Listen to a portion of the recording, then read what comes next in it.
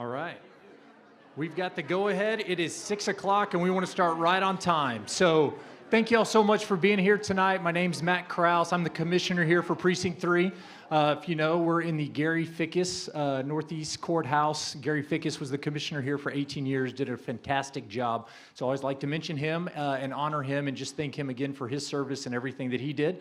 But we're delighted that you're here tonight for this very important, hopefully very informational meeting on redistricting. I don't have to go into it because if you needed to know about it, you wouldn't have been here. So I'm glad that you're here tonight. I'll give a few brief remarks at the beginning, and then I'll hand it over to our precinct administrator, Mike Garcia, who will go over a few ground rules and logistics. And then we're going to sit back and we're going to listen, right? This is a public hearing, so we want to hear from the public. And I remember in 2019, when I was in the Texas House, I was honored to be on the redistricting committee. And so what we would do, we went to San Antonio, we went to Amarillo, we went to El Paso, we went to Houston, Dallas, all over the state, doing this exact thing. So I feel like this is kind of coming home a little bit, get to do another one of these public hearings. And I look forward to listening to you. There's not gonna be a lot of back and forth, but there's gonna be a lot of listening attentively to what you're saying. So just a little background about where I'm coming into this redistricting issue on.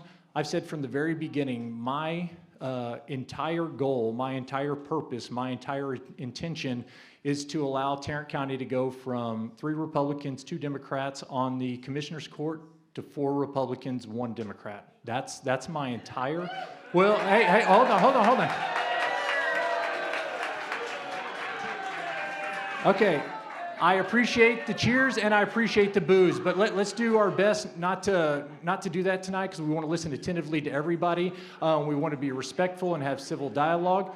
I'm trying to be honest and transparent with you exactly what I've been thinking about. So when it comes down to me, when there's a map options, when there's deciding, what are you going to decide, what are you going to choose, what are you going to support, I'm probably going to look for the map that gives the Republicans the advantage in the electoral process as much as possible. So, okay.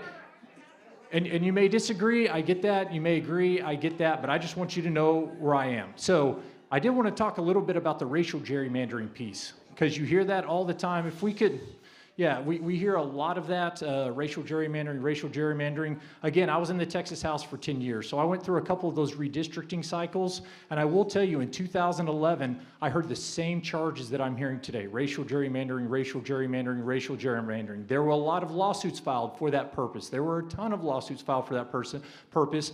But you know what? All those lawsuits eventually got kicked out or were defeated. Why? Because there was not any foundation to the racial gerrymandering claims. In fact, check my math on this because I can always be wrong.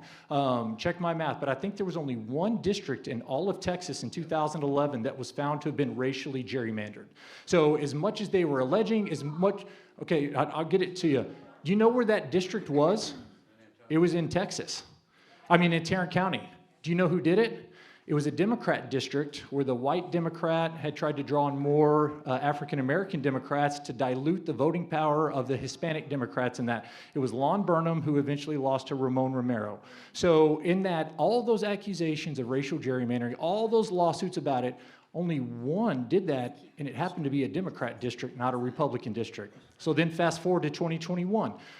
We drew the lines again: racial gerrymandering, racial gerrymandering, racial gerrymandering. Lawsuits were filed. You know how many districts have been changed or have been found to have been racially gerrymandered in the 2021 map drawing? 0.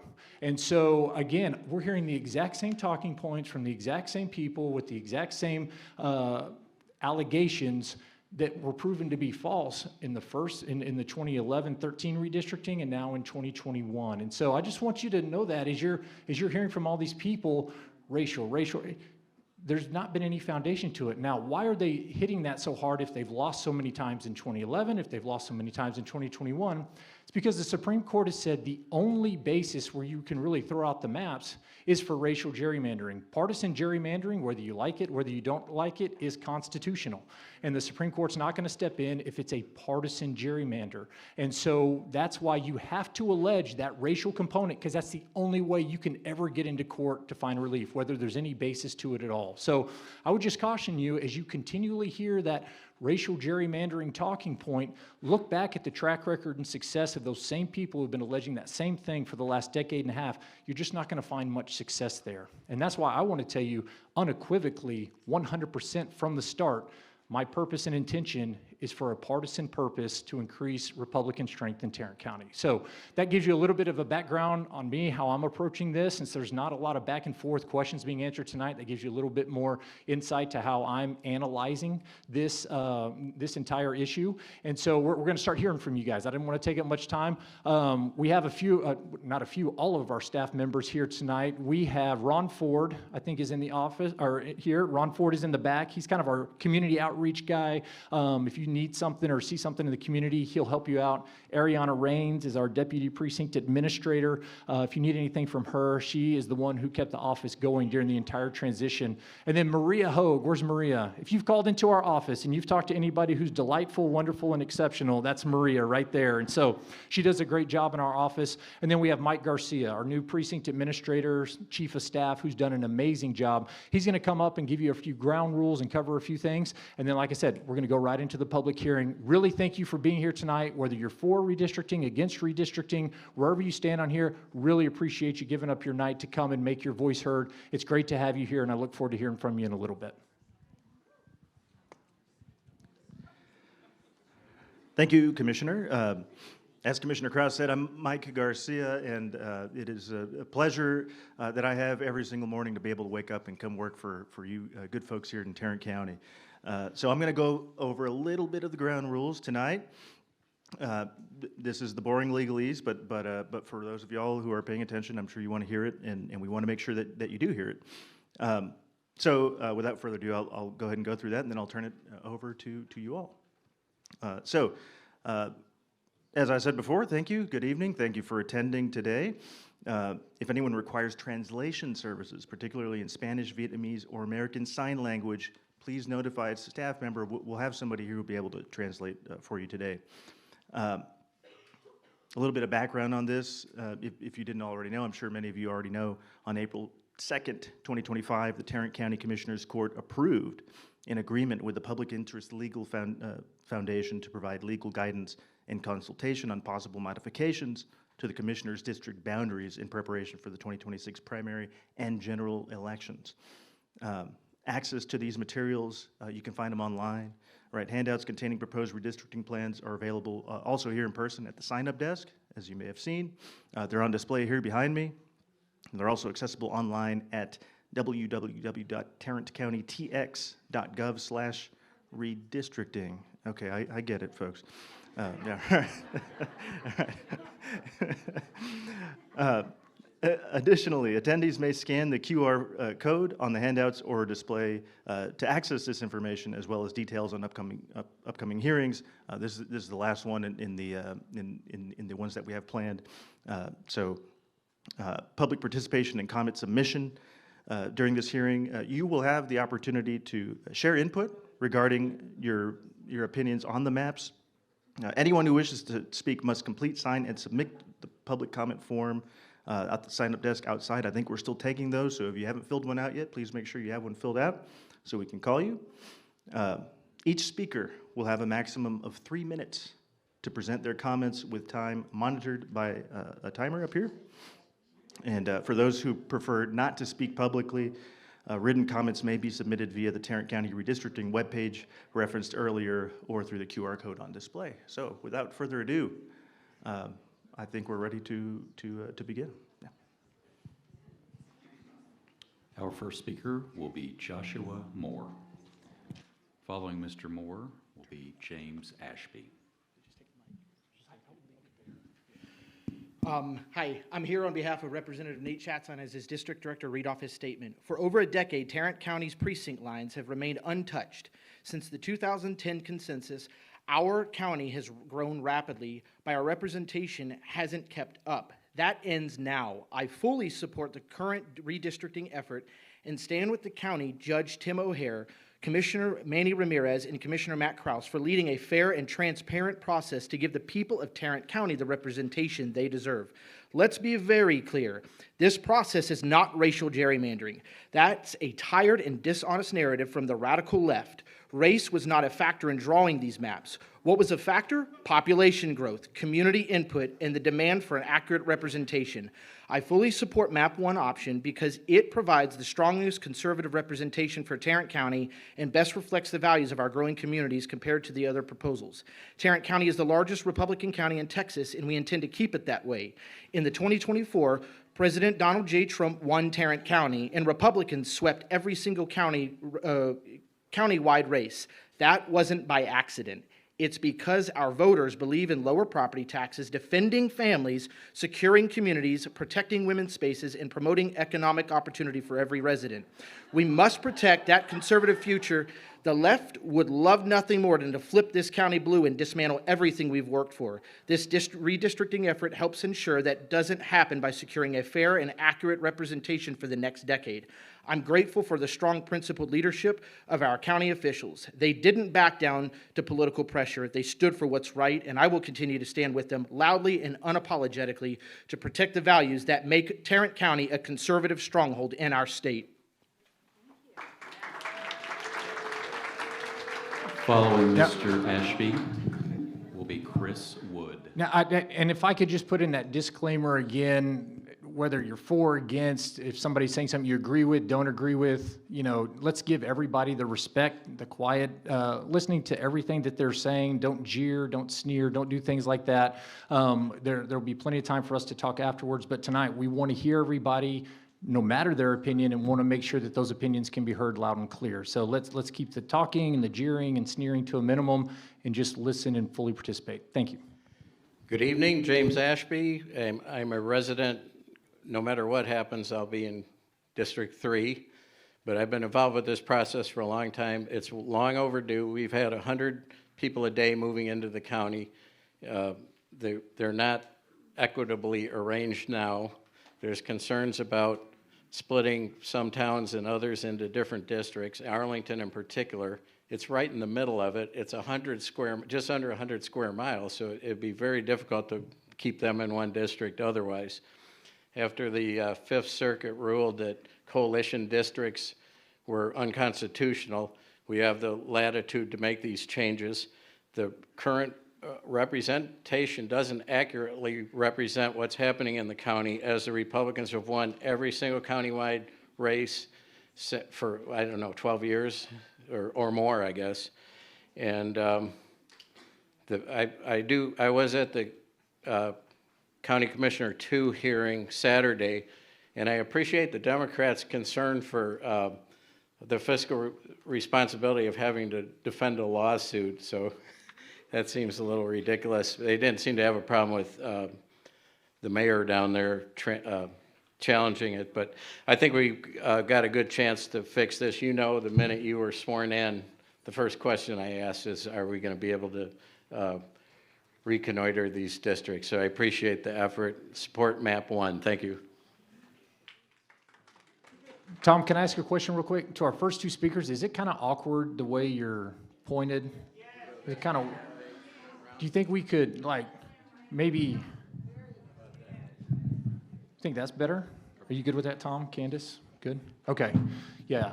So, unless you really, really like option 3, it's probably kind of awkward. So, all right. Thank you. Hi, I'm Chris Wood. I'm from Precinct 4.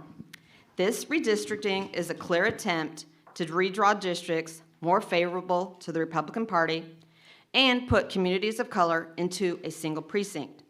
Shame to all proponents of this plan. Redistricting usually happens every 10 years after the United States Census is completed.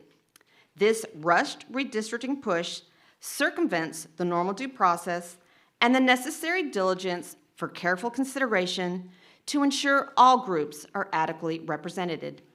But hear this, the days of being able to split apart districts to exclude any specific group is coming to an end.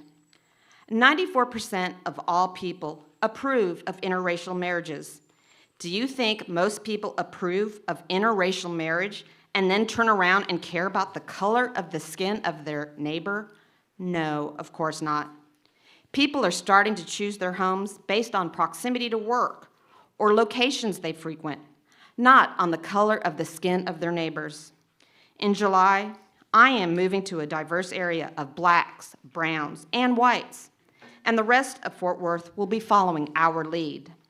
Gone will be the days of white neighborhoods, black neighborhoods, and brown neighborhoods for good. Thank you. Glenn Davidson. Glenn Davidson.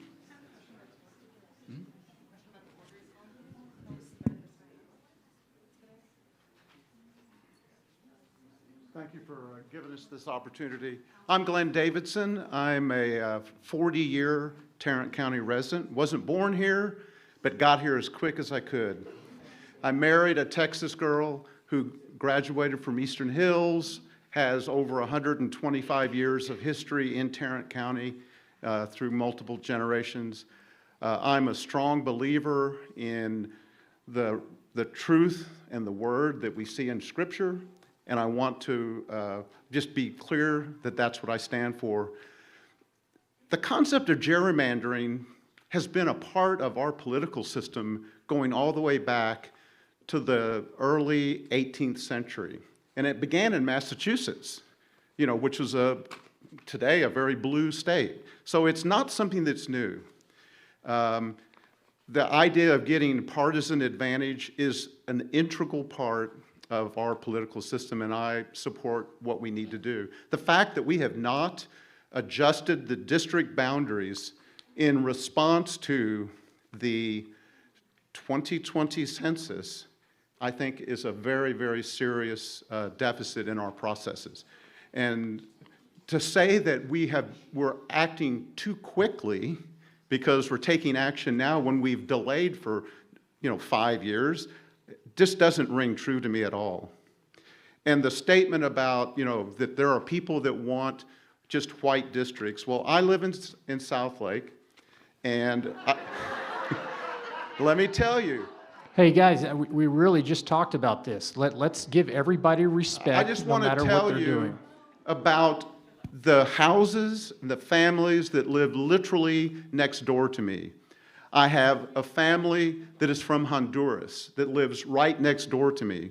I have a family that is from Shanghai, China, that lives 2 doors down and 1 door next to me. I have a family that is from Taiwan that lives diagonally across the street from me. So, and these are wonderful people. I love them, and I don't look at them through the color or the amount of melanin that's in their skin. I look at them as human beings, children of God. I support the redistricting map option number 1. And we deserve equal representation based upon the demographics that exist in this county at this time. Thank you.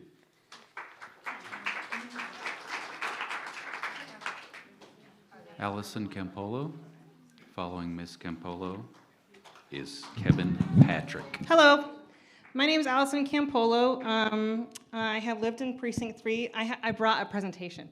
I lived in Precinct 3 for almost 10 years, and I know I'm a known Democrat, sorry. But I actually wanted to share with you some information. I know Democrats are kind of blamed or called like, we are always trying to educate people with too much facts, and that doesn't resonate with people. But I brought the facts today, and I'm going to be shameless about it. So this is our initial stance, right? The current map is already balanced. We want no new maps. The current map, based on the 2020 census, which is the most recent data we can go off of, is already balanced within 1% of each district. Our population growth hasn't affected the balance of our districts, so the argument is not valid. The new map, of course, is then been balanced by PILF to the 1/100%, which is admirable. Our commissioner has already said that we're here for partisan purposes, so I'm not going to try to convince you otherwise. There's no point. So if we have to redistrict, if we're going to say that it's time to redistrict because of population growth, even though it's 2025 and the last census was 5 years ago, so we can't possibly have perfect districts, whatever, that's cool. I can try to be fair. Why can't we have this map?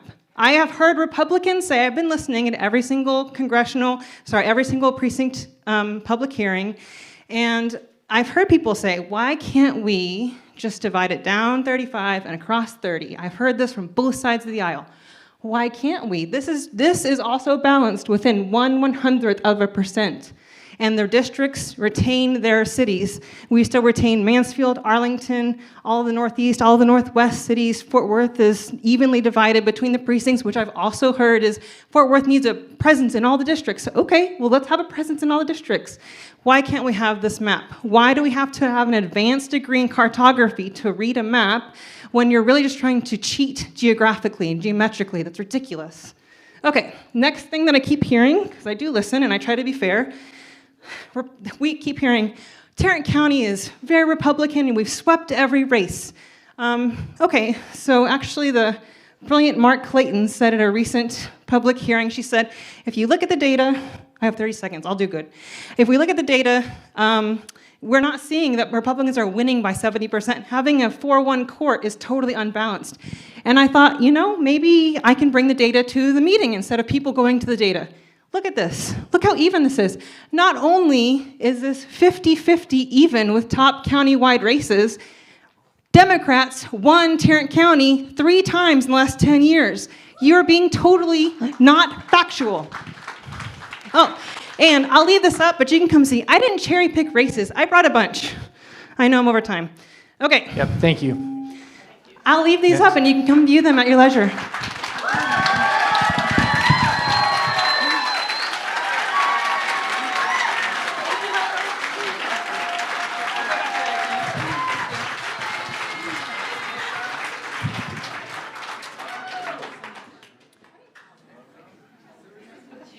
Following Mr. Patrick will be Bill Finstad. Good evening. My name is Kevin Patrick, and I live in Euless. I'm here to echo the points made by other speakers, such as Allison, and in the excellent letter to the Commissioner's Court from the Texas Civil Rights Project, the Southern Coalition for Social Justice, and the ACLU Texas, and to provide maps to support one of their points. First, the county commissioner precincts are already balanced. There's no need to redistrict them mid-decade. The current boundaries were drawn in 2011, but they were reviewed extensively in 2021. The county's law firm found that the difference between the smallest and largest precincts was less than 2%, and the Commissioner's Court voted not to redistrict. The 5 options for redrawing the boundaries were prepared using the same 2020 data that was used in the 2021 review. There's no data indicating that the precincts are less balanced than they were in 2021, so there's no need to redistrict. Second, each of the 5 options appears to be not just a political gerrymander, but also a racial gerrymander. Now, I'm not an attorney, so I won't try to describe the legal considerations, but the letter cites opinions from several court cases. As I read it, racial gerrymanders, even when that wasn't the main intent, have been ruled illegal repeatedly. I've prepared maps to show the impacts of the 5 options on voters of color in the current precincts 1 and 2. I'll post the maps outside the room so others can judge for themselves. The maps show the percent of the voting population that's non-Anglo in each voting precinct. There's a map for the current boundaries and a map for each of the 5 options. I think it's easy to see that the 5 options pack the voters of color from the current precincts 1 and 2 into a single precinct, linking them with a thin corridor along I-30. This would reduce the power of their votes to elect county commissioners of their choosing. Finally, if the Commissioner's Court votes to implement one of the 5 options, it's likely to result in lengthy and expensive litigation. The letter mentions that Galveston County has spent at least $4 million on a case over their Commissioner's Court trying to dismantle a minority-majority precinct. Tarrant County should avoid such a large, unnecessary expense. I think the sensible course of action is to keep the current boundaries until after the 2030 census, which will provide the data needed to redistrict in a rational and legal manner. Thank you.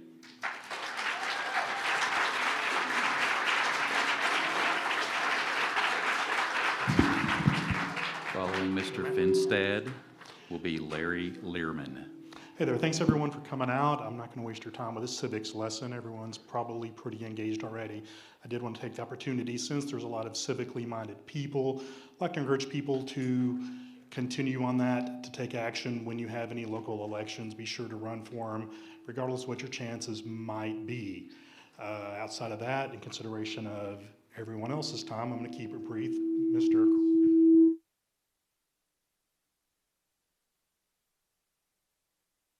Kraus, if we have to change the maps, I want to encourage you to go with one. Thank you very much. Following Mr. Learman will be Kathleen Learman.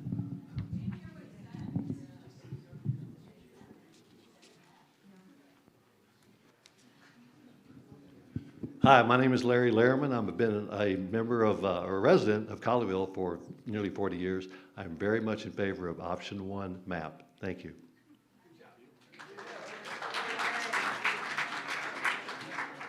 Following Ms. Learman will be Jerry Frazier. Whoops. My name is Kathleen Lehrman, and I too live in Colleyville and have for many years. I am in favor of option 1.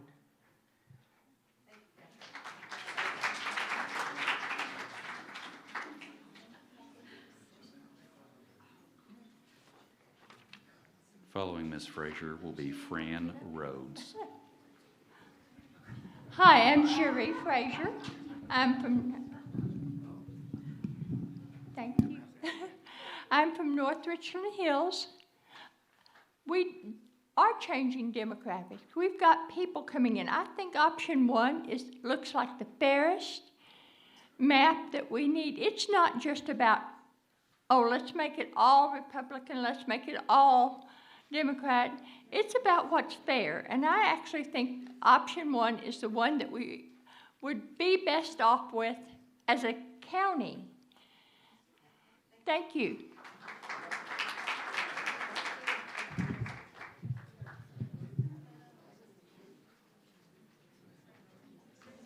Following Ms. Rhodes will be Linda Gardner. Hi, I am Fran Rhodes. I'm president of True Texas Project, a statewide grassroots organization, and I'm also a resident of Tarrant County Precinct 3, and I support redistricting proposal map 1. Rush Limbaugh used to say, conservatism works every time it's tried. To know that's true, all we need to do is look at other large counties in Texas, Travis, Bear, Harris, Dallas, and see that they struggle, particularly with their finances. Those counties are all run by liberal elected representatives. The same is true for the large cities in those counties, Dallas, San Antonio, Austin, Houston.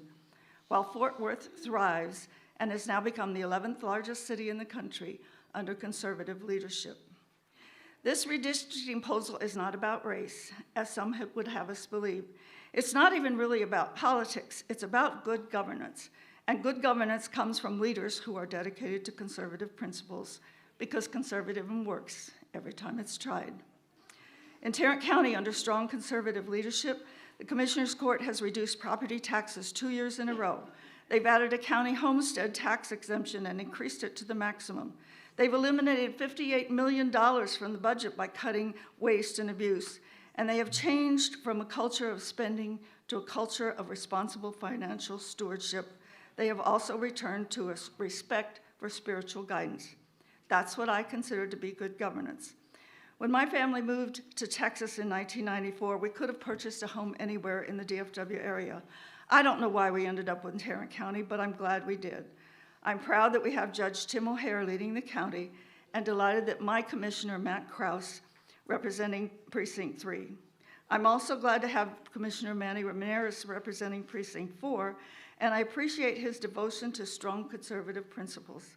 We need more people like that in all levels of government. In my opinion, government should be as inconsequential in my life as possible, while still delivering the necessary services for which we create governments. Tarrant County is currently on track for being that kind of government. If redistricting will ensure that this track continues, then I'm all for it. I strongly support the redistricting effort for the county, and I support Map 1.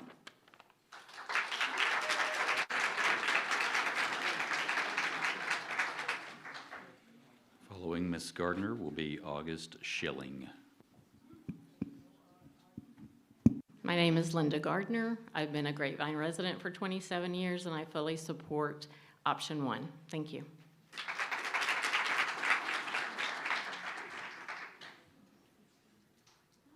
Following Mr. Schilling will be Debbie Simon.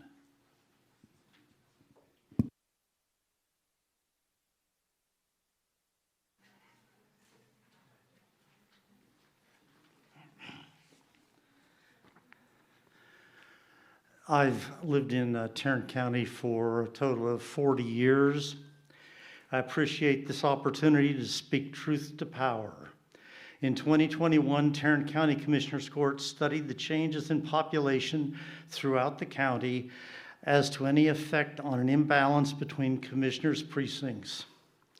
It was determined that the precincts, as in effect, remained within 2% of each other, well below the 10% threshold, which would require redistricting. Thus, no changes were made.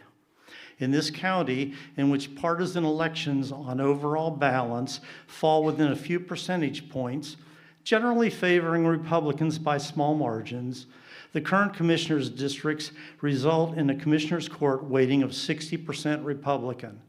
This is reasonably in line with voting patterns. This abnormal timing pushed by Tim O'Hare to redistrict stinks of partisan gerrymandering. All proposed maps by the hired partisan agency who drew them will likely result in the Commissioners' Court having an 80%, 20% Republican majority, which is dramatically out of balance with the voting patterns of this county's citizens. Furthermore, whether intended or not, the approximately 57% minority residents of this county will almost assuredly be underrepresented going forward. These maps overwhelmingly pack and crack the Hispanic, Black, and Asian residents by placing them at over 75% into Precinct 1 and significantly reducing their counts in Precinct 2. I believe in fair and proportional representative opportunity, which this redistricting endeavor will destroy. This redistricting plan must be stopped.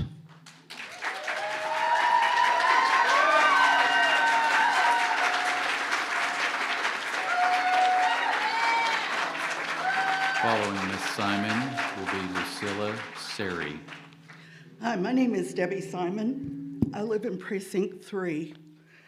Option 1 maintains the integrity of our communities by keeping neighborhoods and school districts together. It respects the natural, geographic, and demographic boundaries that make Tarrant County unique.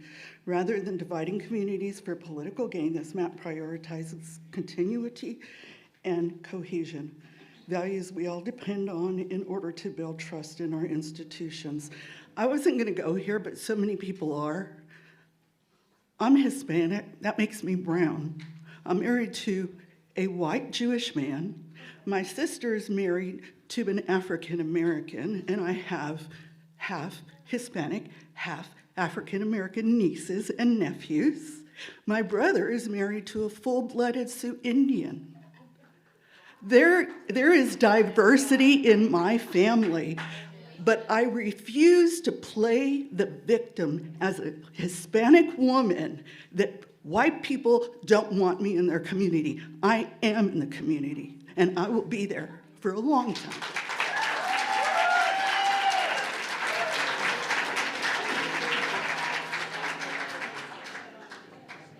Following Ms. Seri is Chris Tackett. Hello. Me or the mic? Me. Okay, good. Hello, I'm Lucila. I'm a Tarrant County Republican Precinct Chair, and I'm also the Vice President of the Tarrant County Republican Hispanic Assembly. So, first of all, you might be shocked about what I'm going to say, but these maps, I don't think that they are racially gerrymandering. Might be a bad coincidence, but they're very political gerrymandered, that is not illegal. But now, my problem with these maps is that we as Republicans should have a little more finesse when trying to gerrymander our county.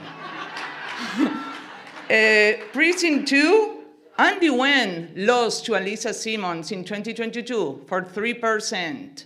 3% of 140,000 votes. That is 4,100 votes. We could have done very smooth changes in that map and still accomplish the same result we want.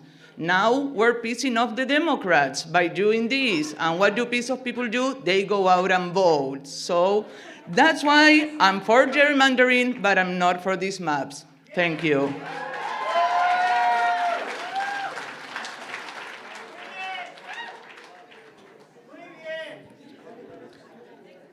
Following Mr. Tackett will be Carla Gonzalez.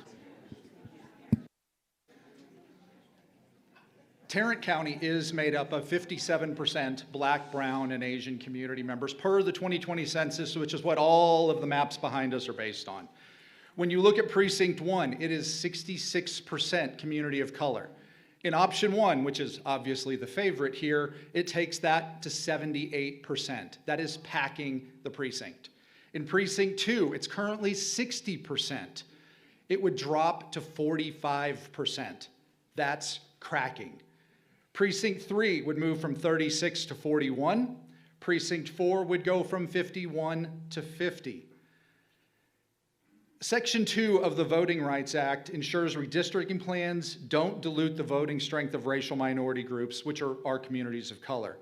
Since 1986, the courts have leveraged a three-part test. It's referred to as the Jingles test to see if a plan violates the VRA. Number one, a minority group must be sufficiently large and geographically compact to form a majority in a single-member district. We obviously have two of those today. Option 1 and any of the others take that to 1. So that's the first leg. The second, a minority group must be politically cohesive. That is, members of the group tend to vote similarly or support the same candidates.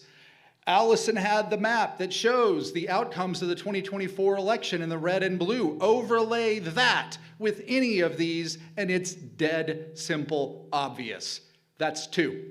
Number 3, the majority group must sufficiently vote as a block to usually defeat the minority group's preferred candidates. We look at that same map, we see what the majority group, which is not necessarily our communities of color, where they vote, it is absolutely different. That's all 3 components. And I'm not a lawyer like the commissioner, but imagine the people who do this for a living, fighting racial gerrymandering. They are chomping at the bit to get in here and sue Tarrant County. That's going to cost us millions if this map gets passed. We have to keep talking about this between now and June 3rd. We have to show up on June 3rd in these kind of numbers and bigger, speaking against what's happening inside this county. And if they pass it, we have to show up and vote every single one of these folks out. Thank you.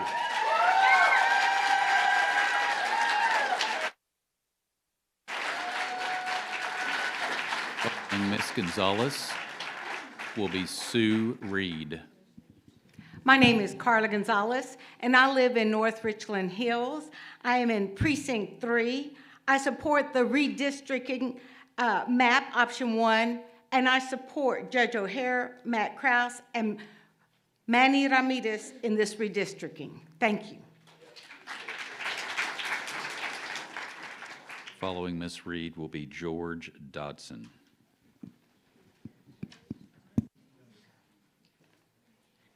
Good evening, everyone. My name is Sue Reed, and I'm a resident here in Colleyville, which is part of our Precinct 3 here. I want to start the conversation by talking about insanity and what the definition of insanity is. And it's doing the same thing over and over again and expecting a different outcome. And this is exactly what we are witnessing here in Tarrant County. Nearly 2 decades ago, Tim O'Hare, then the mayor of Farmers Branch, led a crusade to pass an ordinance banning undocumented immigrants from renting housing in the city. It was unconstitutional, it was discriminatory, and it was expensive. The court struck it down, and the taxpayers were left footing the almost $7 million legal bill. Now, as county judge, Tim O'Hare is at it again, and this time with a map instead of a rental ordinance. He and his Republican colleagues are pushing a redistricting plan that tears apart communities of color and dilutes their voices through classic taxes of racial gerrymandering, cracking and packing. Not because anything drastically has changed since they reviewed this last map back in 21 and overwhelmingly voted to maintain the maps, but they're doing it now because they fear the voice of the voters. We've seen the demographic maps of Tarrant County, which surprisingly, those are the maps that should be out here, is showing where our diverse neighborhoods are. Because not surprisingly, we know where they live, and it's no accident that the proposed maps fit directly over those areas. It's insane to believe otherwise, and it's insane that the Republican members of the court are trying to manipulate the system and their citizens by saying that they're only looking at where the Democrats and the Republicans vote in order to keep Tarrant County red, to keep the last urban district in Texas and in the country red. Last year, the court attempted to silence voters by removing key voting locations right before the election in demographically diverse areas, and they failed. Now they're attempting to pick their voters and slice up neighborhoods to scatter minority voices across multiple districts and stuff them into just one, ensuring that their influence is weakened and their representation is diminished. We've seen this move before. In Farmers Branch, it was a fight against housing rights. In Tarrant County, it's a fight against voting rights. And just like before, the lawsuits are going to be inevitable. The 3 largest cities in Tarrant County, Fort Worth, Arlington, and Grand Prairie, representing 64% of the county population, have already condemned this proposal. It's insane for this court to ignore such overwhelming opposition. Legal scholars, civil rights groups, and even the Department of Justice won't ignore this issue. And who will pay for it all? We will, the taxpayers, again. The courts have ruled time and time again, redistricting based on race violates the Constitution and the Voting Rights Act. Yet here we are again, watching our elected leaders repeat the same illegal, immoral, and fiscally irresponsible Thank you very taxes. much. Let's put a stop to this insanity now, before history and the courts repeat themselves again. Following Mr. Dotson will be Tammy Nakamura. I just want to remind her, if you be respectful of the time, just 3 minutes, get your points in, and then let's be respectful. Everybody else before, everybody else after is going to stop at 3. You do the same thing. Let's be respectful of each other in this room by sticking to those time limits. Hi, I'm George Dodson. I live in Colleyville in District 3 and very much appreciate the new commissioners that we have that have focused so much, and the judge focused so much on doing an economic job and creating the terrible mess that we had. I spent a good deal of time on the budget when Judge O'Hare was elected. And I found out that our budget, the county budget, went from $600 million to over $900 million in 2 years. And that was because of the COVID mess. The feds were sending money, most of it for 2 years, and then our taxpayers had to pay for it. So it's very critical to me that we have conservative leaders. And I've lived here 37 years. I've also served myself on the city council, and I very much support option 1. Thank you very much.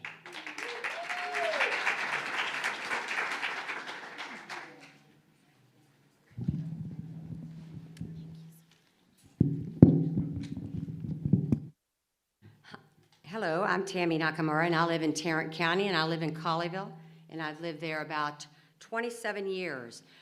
Other major Texas counties, Dallas, Harris, Travis, Baxter, redrew their county commissioner precinct maps following the 2020 census. Tarrant County should have done the same, but they didn't. So I support fair representation, so please vote on map 1. Thank you, Matt. Appreciate all that you're doing, all that Judge O'Hara is doing, and we support you fully. Stephen Chaco. Following Mr. Chaco will be James Wood. Hi there, my name is Stephen Chaco. Does anybody know what race I am? Am I black? Am I purple? You know what I am? I'll tell you, I'm the greatest race of all. I'm the human race. We voted for conservative actions in Tarrant County. That's what we did, and we got Matt Krause, we got Manny Ramirez, and we got Judge Tim O'Hare, and we have a great county. If you want to see the division, you can see it clearly if you go down Hemphill Street in Fort Worth. You can see the division of a group that uses your tax dollars in their own private TIF called Near Southside.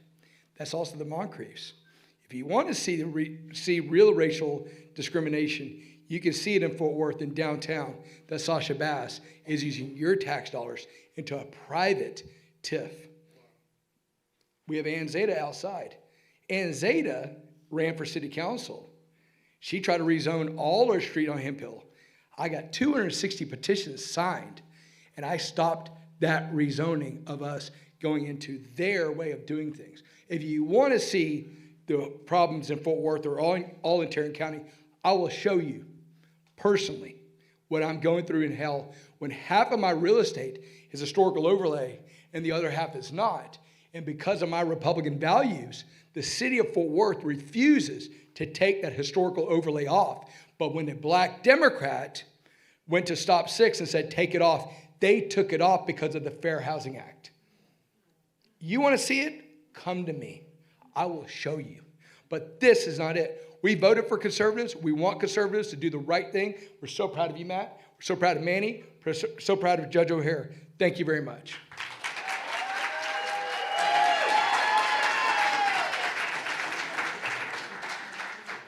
Following Mr. Wood will be Jolynn Potenza.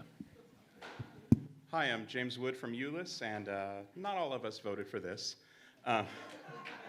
I'm here to speak on behalf of good government, honest government, productive government. There hasn't been a whole lot of that at any level for a decade, and I think we can blame that on many reasons. We're not here to talk about that.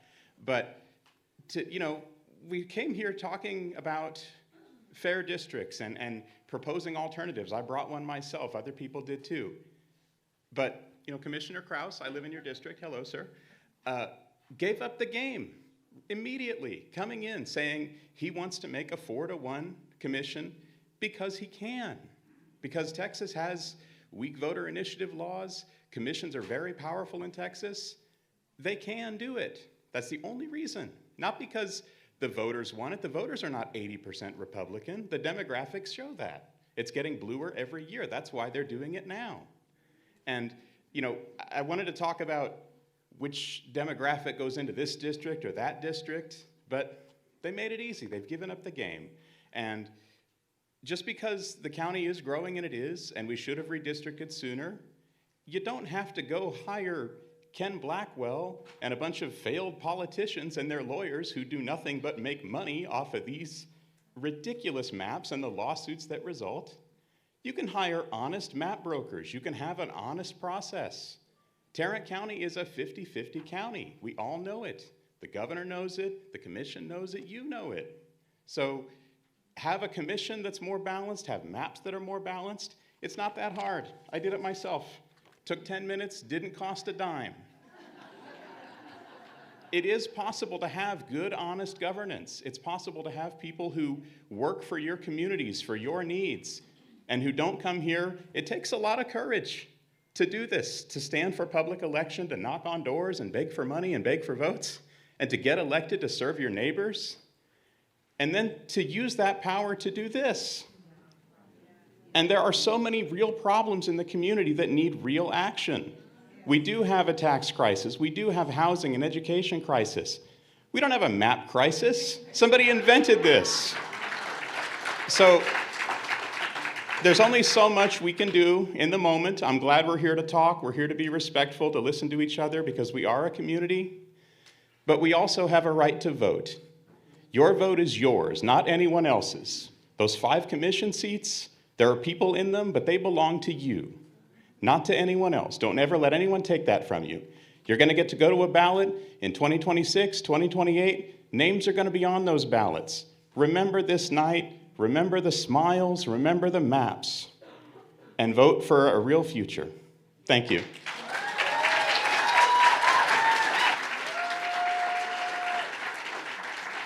Following Ms. Potenza will be Frances Charlt. Oh, there it goes. My name is Jolynn Potenza. I'm a Tarrant County taxpayer in Precinct 3. And tonight, I just want to thank you for all the time, for your service, and for the amount of time that you've given the community to evaluate our input. The maps have been up for several weeks. We've had 4 public hearings. The public comment form is up. It's been up for several weeks. So I want to thank you for giving us ample time to voice our concerns. I also want to thank you for the clarification that these maps were drawn with math and partisanship, not melanin. I want to say, let's stop pretending that a map is a hate crime. If demographics have shifted and your voting base has thinned, that's not discrimination, that's democracy. Crying racism over redistricting is just a lazy political tactic to stir outrage when the real issue is losing influence. Thank you for the ample time again for letting us garner support for these redistricting maps, and I stand in support of map option 1. Thank you.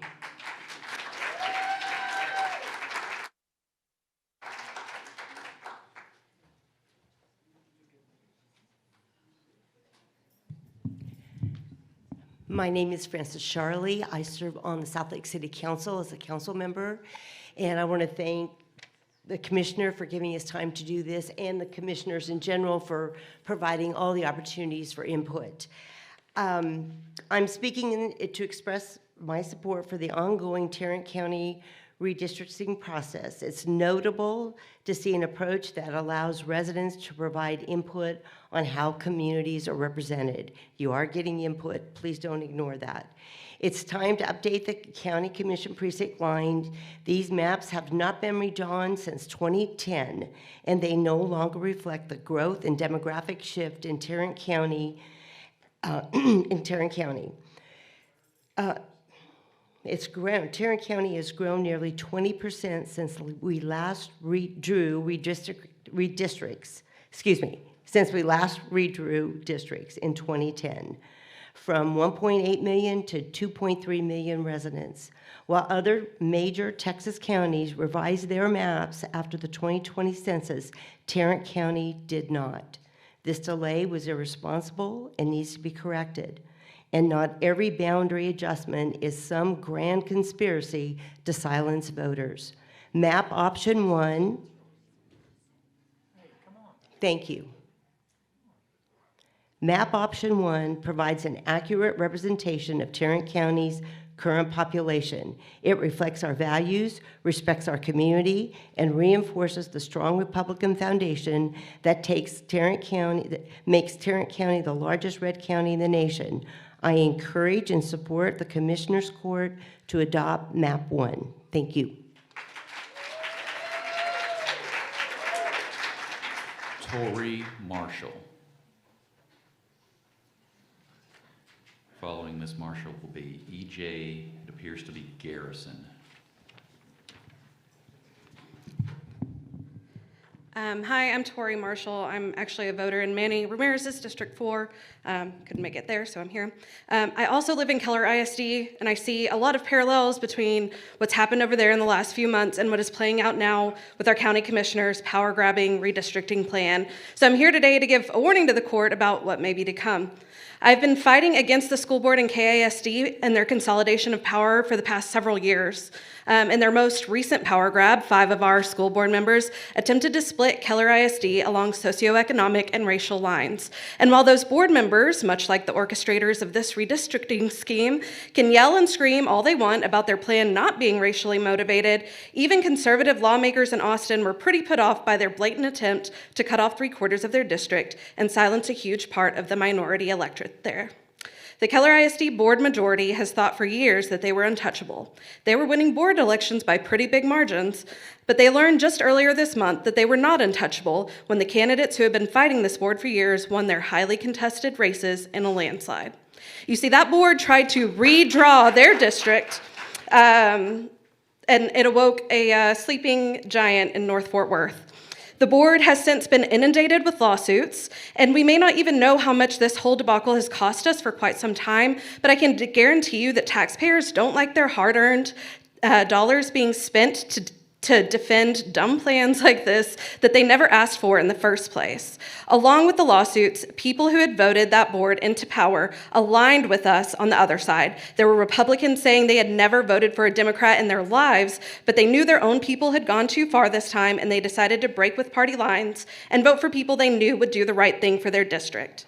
Now, I'm going to bet that Commissioner Ramirez feels pretty comfy in his seat right now, but I hope he's not getting too comfortable, because when the time came for him to stand up for his constituents on the Fort Worth side of Keller ISD and take a stand against the school board, he hemmed and hawed and basically laid down to the pressure of his buddies. He was ready to help the Keller ISD board push through their very unpopular detachment plan. You know who stood up for Commissioner Ramirez and Krause's constituents when they were about to get cut out of their very own district? Commissioner Elisa Simmons. She showed up for a very long school board meeting to speak up for us, even though there was really nothing in it for her. She knew we would never be able to vote for her. Precinct 4 is about as far from Precinct 2 as you can get, but she took time to stand up for us, so now I'm here to stand up for her and get this attempt to gerrymander her out of her seat. It's pretty evident that the Commissioner's Court is taking advantage of its powers to silence minority voters and get rid of a dissenting voice in one fell swoop. Well, that didn't work in Keller ISD, and it's about to go the same way in Tarrant County. Thank you.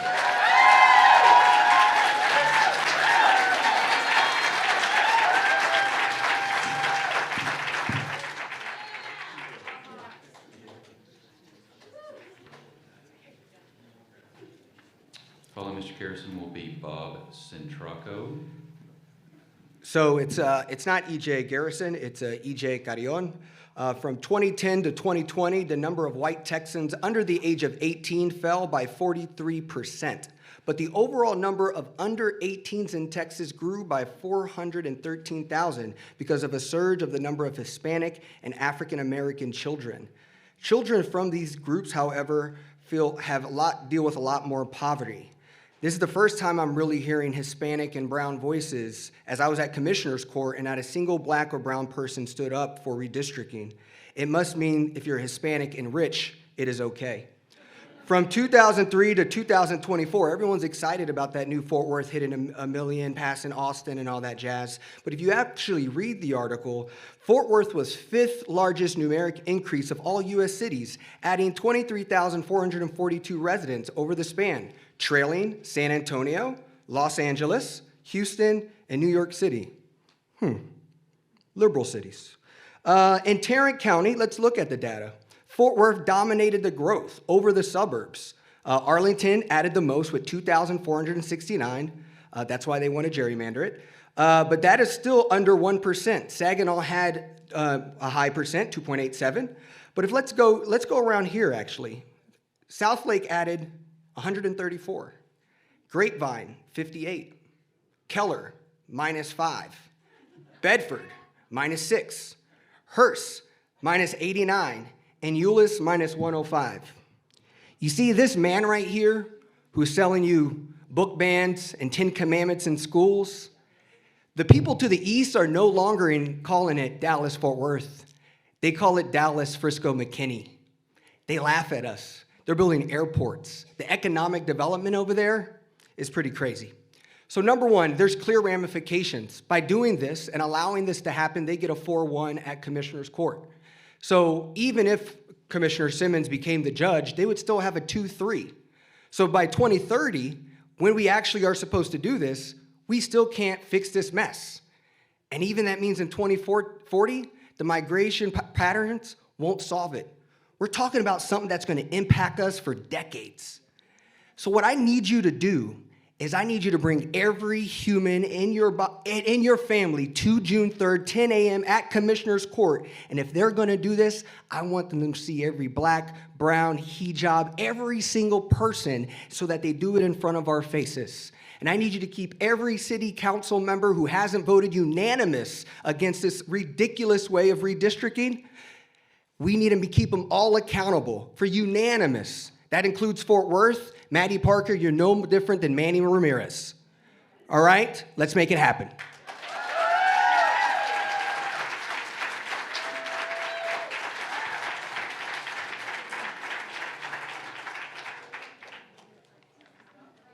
Following Mr. Centraco will be Rick Dobbin.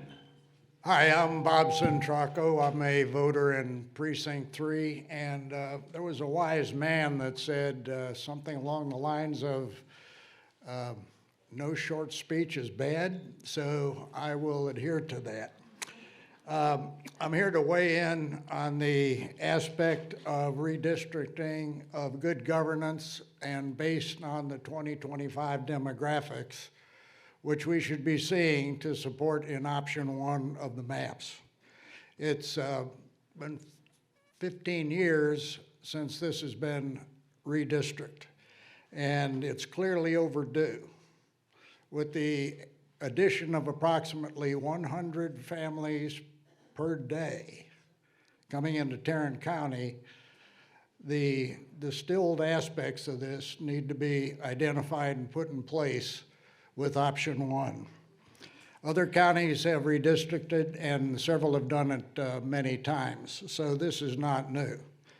In closing, I want to say that Tarrant County is way overdue, and if you look at 2010 and you look at 2021, the allegation that it's being rushed is absolutely incorrect. Thank you.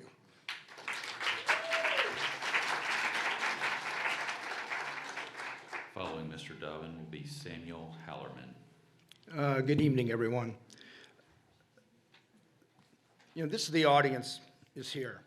Mr. Kraus doesn't care what I have to say because, and it's true, because I'm neither Republican or Democrat. I'm an independent voter. And the problem that I see with all these redistricting is that someone like me, who could vote either way because I have certain values on both sides or all sides, it takes away my voice because it becomes so extreme. So if you have nothing but Republicans, they're worried not about the vote, the general population vote, they're worried about their primaries. They're worried about the people who are further to the right. And so I don't matter. Maybe it's 20% of the population that matters. And that's the problem with this. That's the problem with this whole gerrymandering stuff. I know it goes on everywhere, but it should be, I think there was a speaker earlier, I mean, you can make it very simple. This is a purple county. It's that simple. So why is it extreme red? Other than it's desperation, it seems to me. But that's what I'm seeing going on. And and you've said, I think you said you could always be wrong. Well, you're always wrong. And I feel like people shove things down our throats that I don't like. And that's the whole problem. That's the whole thing. Whether it's redistricted or not, it doesn't affect me particularly, quite frankly. But in the general elections, it matters because I don't get to vote for the people who I want to vote for, who represent my values, who are much more moderate than one way or the other. So that's all I've got to say. I yield my 1 minute to the next speaker, so who can have 4 minutes.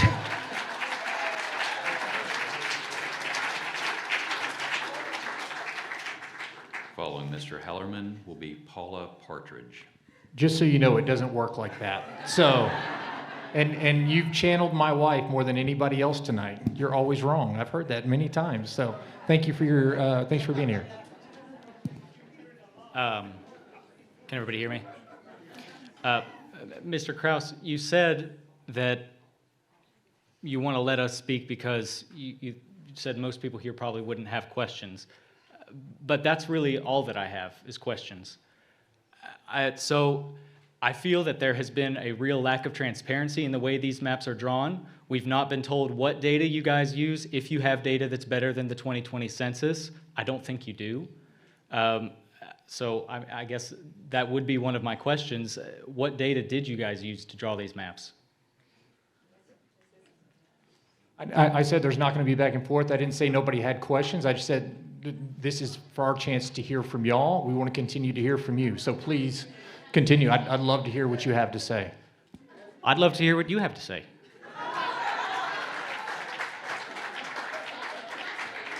What data do you have that's better than the 2020 census? We have data that shows that the change in population in each precinct is less than 1%. The mark where you have to change the precincts is when the population is changed by 10%. We don't need to change the precincts. In 2021, the court, also a Republican court, decided not to change the precincts because they were fairly balanced. I don't know why we're changing our minds now. You spoke a little bit to accusations of racial discrimination in the maps, but I mainly heard you talking about other counties. You said people had lost lawsuits in other counties, but Precinct 1 in our county, on your maps, and almost all of them, is going from being 60% minority to almost 80% minority. Does that not count as racial packing?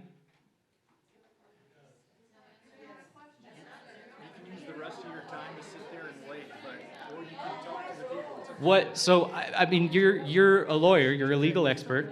You're a legal. It's okay. He's got his 3 minutes. We'll let him use it how he wants to. You were elected for your legal expertise. You know more about law than me. Will you guys win that lawsuit if you get sued? Because the ACLU has said Tarrant County is opening itself to lawsuit for intentional racial discrimination. Will you win that lawsuit?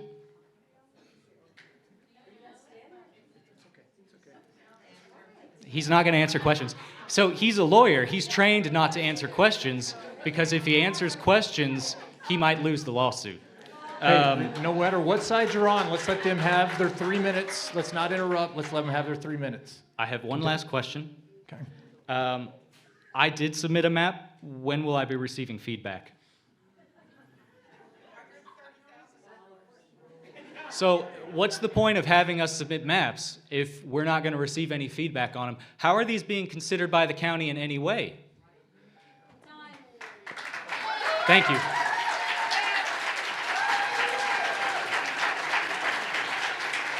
Following Ms. Partridge will be Mary Stone. You're going to break it. My name is Paula Partridge. I reside in Precinct 3. I live in Bedford, Texas. And I've got a little canned thing here that I'm going to read. I thought I got 1 minute, so since I have a little bit more time, I'd just like to point out one fact. Maybe this is a civics lesson. The county commissioners and the county judge, even though it sounds like a legal position, it's not. These people that are elected are fiduciary for our tax money and how it is spent.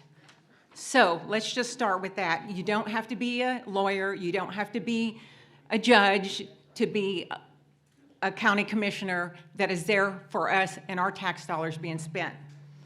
I am discouraged that the Commissioner's Court is proceeding to redistrict the precincts at this time, 5 years after the census. And I think that is a big point that people keep not understanding.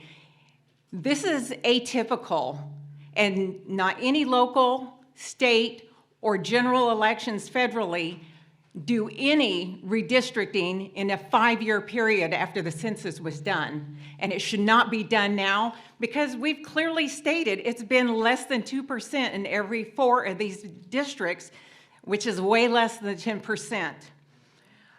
I question if the commissioners that are moving forward with this process are listening to any of their constituents or elected leaders in Tarrant County. Mayors in the largest cities, Fort Worth, Arlington, Mansfield, have either condemned or questioned the decision to redistrict at this time. Again, 5 years into a 10-year time frame. At the public hearings that I've been to, and when I went to Commissioners Court in April, the speakers against the redistricting heavily outnumbered those in favor of the changes. Other than tonight, I'm seeing a lot more diversity here. My question is to Commissioners Kraus, Ramirez, and County Judge O'Hare, who exactly are you listening to by moving ahead with this costly process? And then some other people have talked about this will be litigated at great expense to the taxpayers. Obviously, it is not elected officials in the most impacted cities, and it certainly is not the residents of Tarrant County. So, I don't know who really matters to you. Thank you.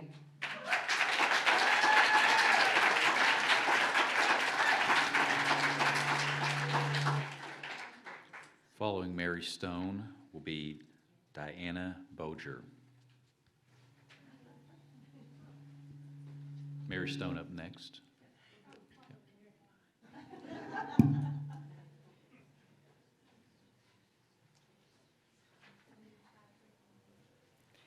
I support map 1. I'm very happy with our Commissioners Court. And redistricting can be done at any time. There's nothing that says it can only be done every so many years or based on how much the population changes. If they choose to redistrict, they can redistrict. And I'm glad they're doing it. Thank you.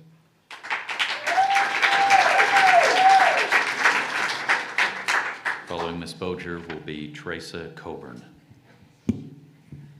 Hi, I'm Diana Boger. I am the precinct chair here in Hurst, precinct 3248, and I am in your Commissioner's Court precinct. So I am for option 1, map 1, and I also am glad that you're redistricting. Why? We voted these people in. We voted them in, and they can do this. This is part of their job. Thank you very much for being proactive, and I look forward to the results.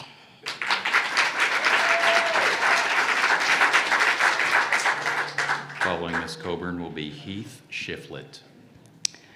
Good evening. Thank you so much, all of you, for coming, whichever side you're on, or if you're on no side, thank you for being here and being part of the process. I don't know how many of you saw the letter that Commissioner Ramirez wrote in the Star Telegram today, but I wanted to quote some of the lines out of it because he had some great points for it.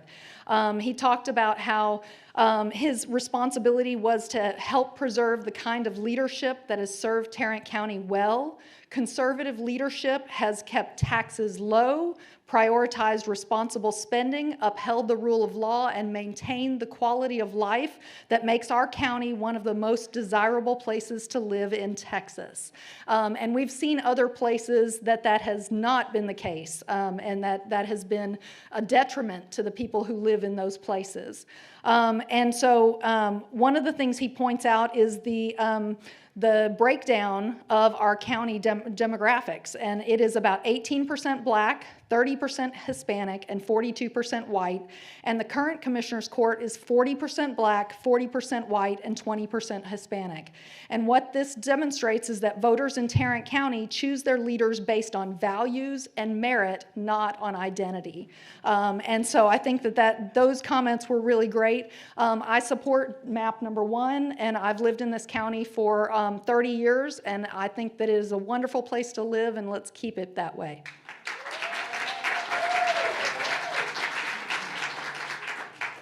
Following Mr. Shiflett will be Ruth Ray. You know, whatever, it's fine. It's fine. The world isn't made for tall people anyway. Hi guys, I'm Heath. I'm a student at Keller High School, so I'm a bit of a ways away from here, but this is the first meeting I can make. Okay, firstly, I hear a lot of people talking about the census. The decision in 2020 not to redistrict wasn't irresponsible governments or just people ignoring the chance. It was a decision. They chose not to redistrict based off of the data that they had, They weren't ignoring it. They weren't kicking the can down the road. That was their choice. The race argument isn't going to work, so I'm just going to move on. We hear a lot of people talking about that we're trying to, focus on Keller's voices. We're trying to preserve the political voices. We're trying to make sure that people are heard. And I talk a lot about not saying the quiet part out loud, but, we did. And if the goal here is to put a Form 1 majority onto our court here, if that's the destination, you don't need a gerrymander to do that. If the fear is Democrats are going to take over and the county's going to flip blue and Armageddon's going to descend, if the fear is that the Democrats are winning, you don't need to cheat. You wouldn't need to do that. Whatever. We also keep acting like that political gerrymandering is some kind of like reality. Like, just because, it's okay in the law and it happens all the time and everybody does it and that's fine. And that doesn't make any sense. Like, slavery was a law, like it was fine for like 100 years. And we're up here like, hey guys, it's okay. But anyway, the reason why they're doing this, bottom of this, bedrock, is on May 3rd, Republicans or people, right of the right, went 11-0. Keller ISD School Board, killed it. I was crazy involved in that. GCISD, all of that, everything. Very, very bad day for the right. And they saw this, they saw that, and they, somewhat rightfully, freaked the heck out. And that's what this is. This is, oh my gosh, I might lose. And instead of, okay, how am I going to fundraise? How am I going to change my message? How am I going to appeal to this new shift in voters? They're, okay, how do I break the system so it bends to my will? How do I fix this? And also, a lot of people come up here saying, well, this is to preserve conservative leadership. This is doing the right thing. I'd like to remind you, Keller ISD School Board, 7 of conservative leadership for a really, really long time. We are $29 million in debt. We are $700 million behind in maintenance and stuff. Roofs are falling off of buildings. I have to drive to a different campus to take German next year. I could go on and on and on. Point is, writing's on the wall, words are out loud. I'm in high school, I can see this. What are you doing, guys?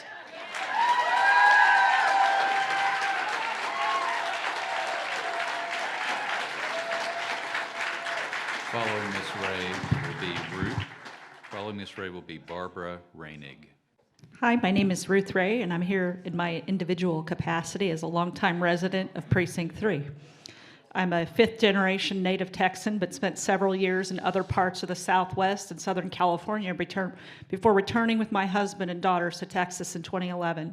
Tarrant County has experienced substantial population growth, driven in large part by an influx of families and businesses seeking refuge from states like California, once known for opportunity, but now marked by a progressive supermajority that has presided over rising taxes, surging crime, failing infrastructure, and a deteriorating quality of life.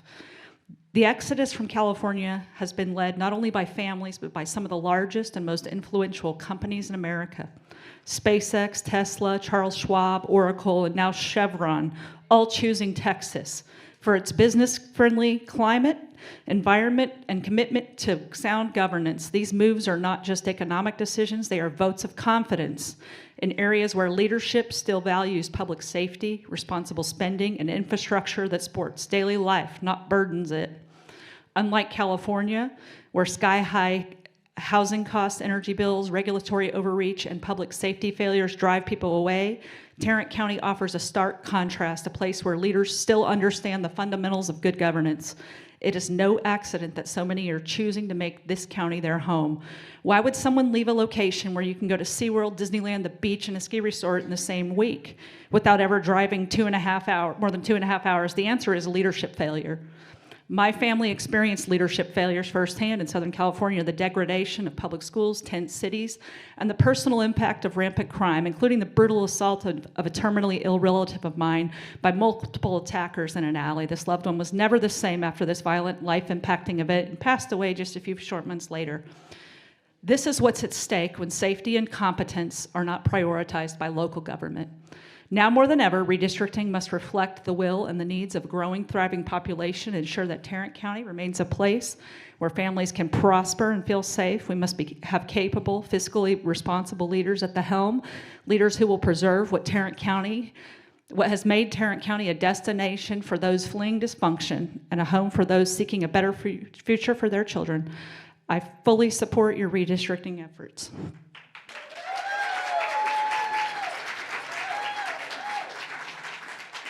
Following Ms. Rainick will be Julie Sims. Hi, good afternoon. I could not have said it any better. I'm a California transplant for all of those reasons, and I fully support your map number 1. And I gotta say, it's fiscal conservancy, which we see in the reduction in our property taxes, which is huge. So keep doing what you're supposed to do. Thank you.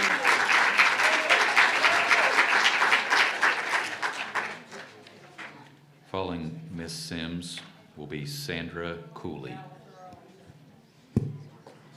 Hello, I'm Julie Sims, and I just want to start by saying thank you, Commissioner Krause and Manny Ramirez and Judge O'Hare and the other commissioners for opening this up for public debate, for having your voices heard.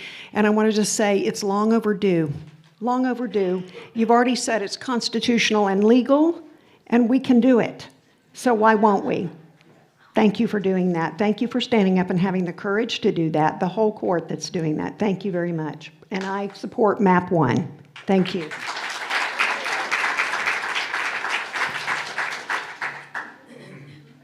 Following Ms. Cooley will be Rachel Davis. Hi, my name is Sandra Cooley, and I'm a 5th-generation Texan. I'm a 3rd-generation Tarrant County. 3rd generation also Fort Worth, where I still live now. And I'm in Matt's district, unfortunately. There are no kings in the United States currently, and there are no kings on the Commissioner's Court, even though Tim O'Hare thinks he is. This whole thing is a vendetta against Alyssa Simmons because he can't control her. And what could he do to a woman that he can't control? Let's redistrict her district. It's cracking Precinct 2, her district. It's packing the people into Precinct 1. And Matt, who was also my HD 93 House district member, he's already stood up and said, hey, y'all can sit down and shut up now because I've made up my mind. This is a partisan thing. It's not racial gerrymandering. He's also told me over and over again, who was my representative, that when it came to my body autonomy, I could sit down and shut up. When it came to banning books, I could sit down and shut up. Hey, it's her 3 minutes. Let her talk. It's her 3 minutes. It's okay. When it came to separation of church and state, I could sit down and shut up. I'm not going to sit down and shut up for Matt or for Tim O'Hare.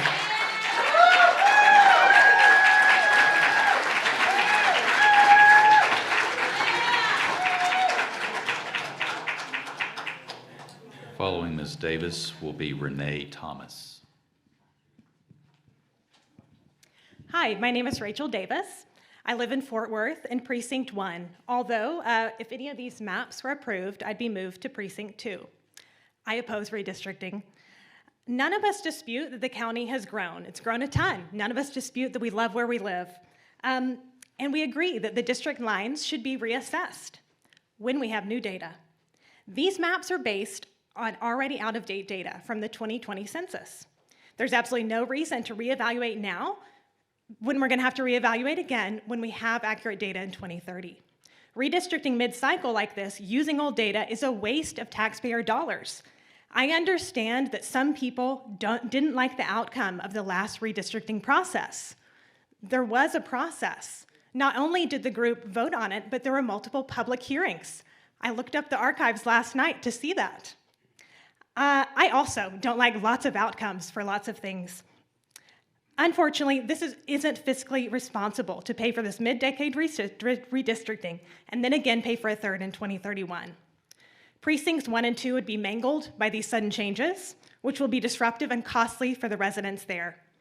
And like everyone has mentioned, besides the unnecessary expense of redistricting mid-cycle, Tarrant County will be faced with potentially millions in legal fees if the blatant racial gerrymandering effort is challenged in court. I think we can all agree that those dollars, millions of dollars, should be used differently. This push to redistrict the Tarrant County Commissioners Court has been sudden, rushed, and everything except for transparent. The court and its hired firm can't explain their maps or the implications of the lines they're drawing or the cost implications. They won't even answer questions. The members of the court pushing for these changes, until today, have not been present at the public hearings. They clearly are not open to receiving constituent input. The reason for this unnecessary, fiscally irresponsible, and rushed redistricting process is obvious. 3 members of the court want to silence voters of color and gain more power for themselves just in time for the 2026 election. It's not too late to do the right thing and stop this process. Thank you.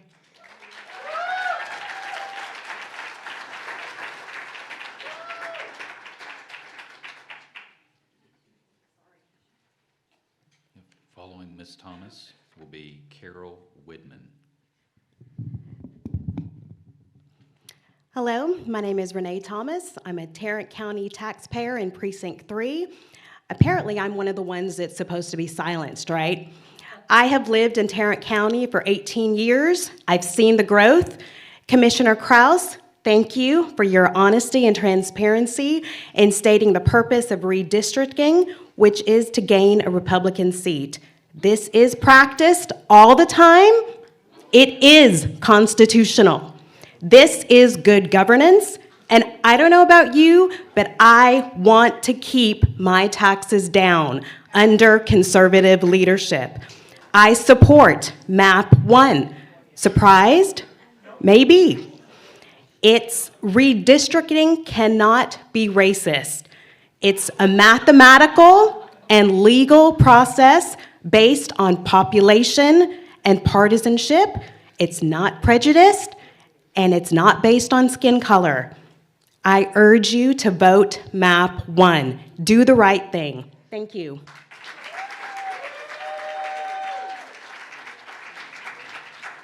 Following Ms. Widman will be Julie McCarty. Hi, my name is Carol Widman. I live in North Richland Hills, District 3, and I support MAP 1.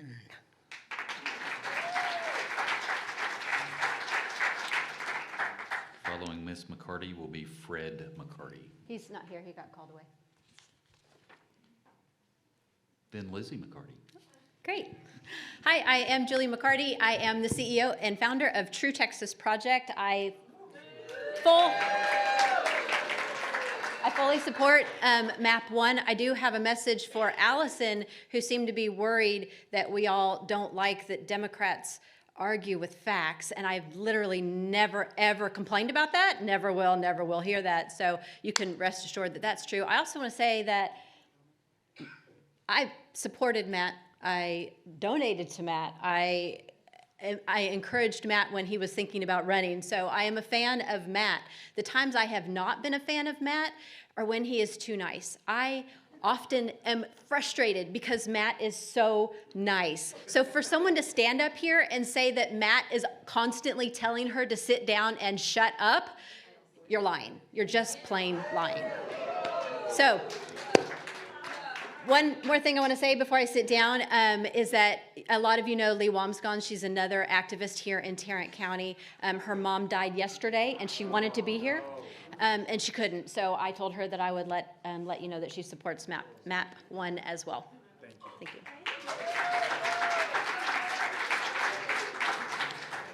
Following Lizzie McCarty will be Danny Johnston. Good evening. My name is Lizzie McCarty. I live in District 3 in Grapevine. I'm a new voter, and I strongly support option 1. Thank you.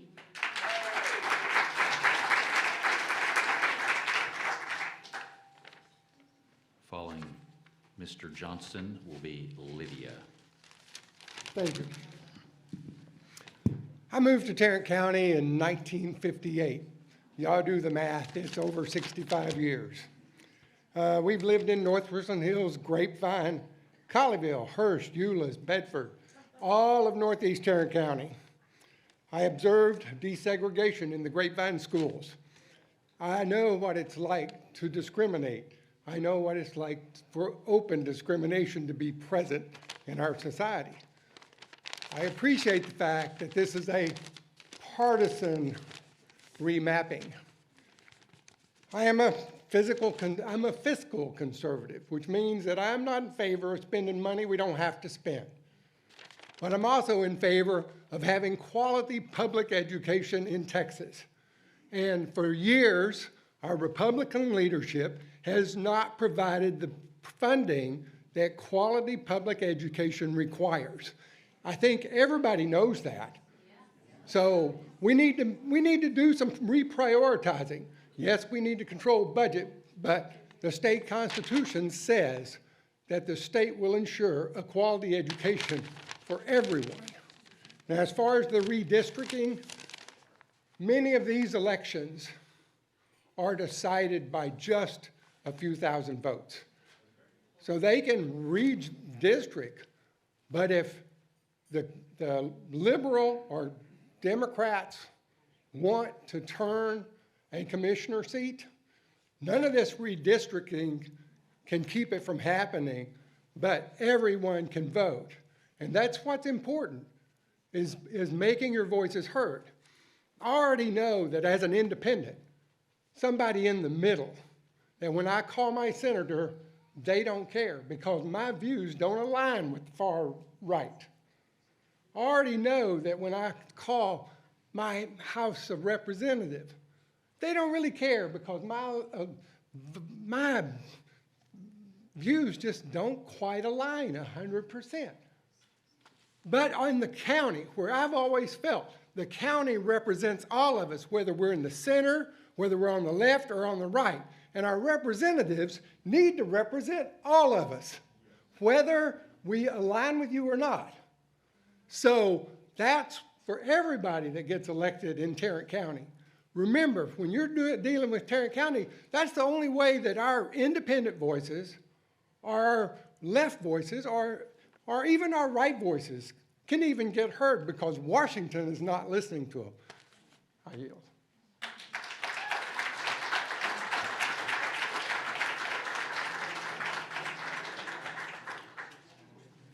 Following Lydia will be Georgina Butcher.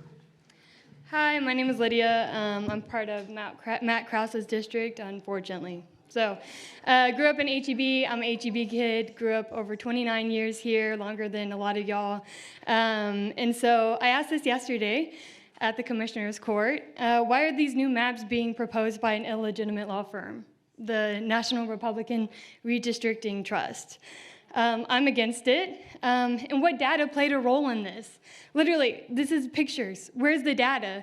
And when you go scan it, it literally just talks about Democrats versus Republicans. Where is the demographical data? Anyone? No? Yeah, no. So let's be clear. This is gerrymandering. This is racism. And you're silencing people of color, okay, in Tarrant County. And so you made it clear, Matt. You're here to represent and put Republicans into office, even though your community doesn't want it. Tarrant County is changing, and we are tired of the white and Christian extremism here. The 3 Republican commissioners are fast-tracking this process with no data, no accountability, no transparency. This will cost us, the taxpayers, millions of dollars in lawsuits. And yet, the Republican commissioners can't even stop the sheriff from murdering people in the jail. And do we remember how they tried to silence young voters by trying to get rid of college campus voting? So why can y'all not focus on cleaning house in your own office? Why can y'all not fix the problems we have now? And you know what? I think it's real interesting how the people saying it isn't racism are majority white folks. How about y'all stop denying that it's racist and just be upfront and honest about your racism? We as white folks don't get to deny that this is racist, as we have never experienced racial oppression. So this is racial gerrymandering. Stop denying it, be honest, and you're racist.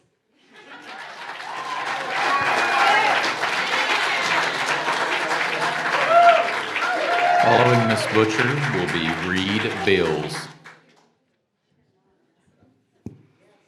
Thanks for the opportunity to speak to you for just a moment. My name is Gina Butcher.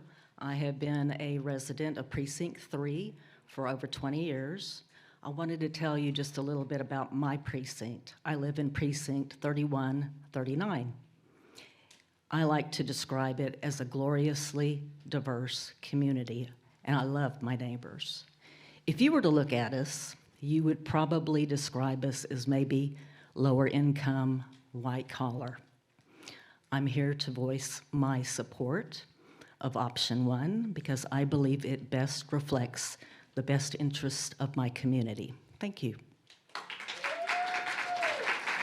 Tom, can I make a point real quick? I think everybody's doing a pretty good job of being respectful, good dialogue, making good points for and against, however you want to. I don't want to get into people calling other people in this room derogatory names. You can insult me, call me names, call the commissioner's court name. I don't care. We're elected officials. People are here to give their viewpoint. Let's not start getting into name calling with people in the audience. I don't think that is what we need, is what's called for. And let's stay away from that because we're having a good dialogue. Again, for and against, let's keep that up and keep it to that and not do name calling. Reed Bills. Following Ms. Bills will be Rick Schultz.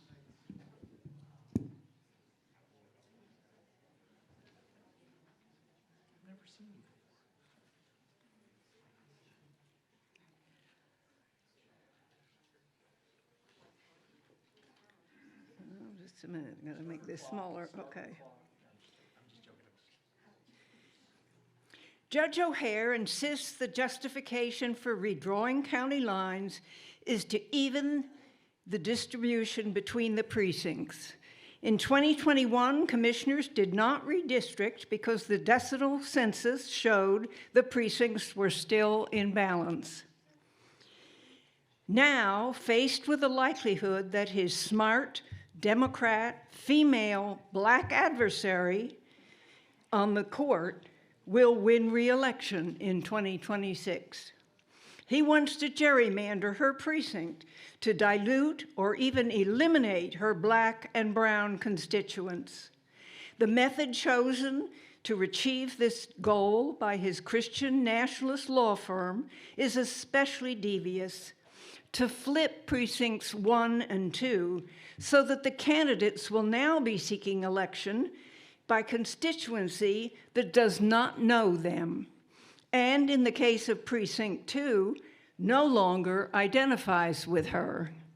This ploy clearly reveals Judge O'Hare's racialist intent.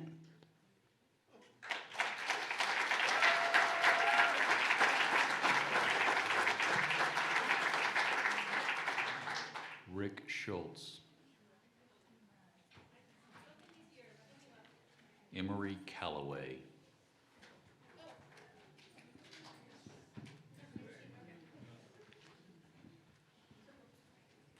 Following Ms. Calloway will be Ron Walker. Good evening. My name is Emery Calloway. I am the Vice President of the Tarrant County Young Democrats.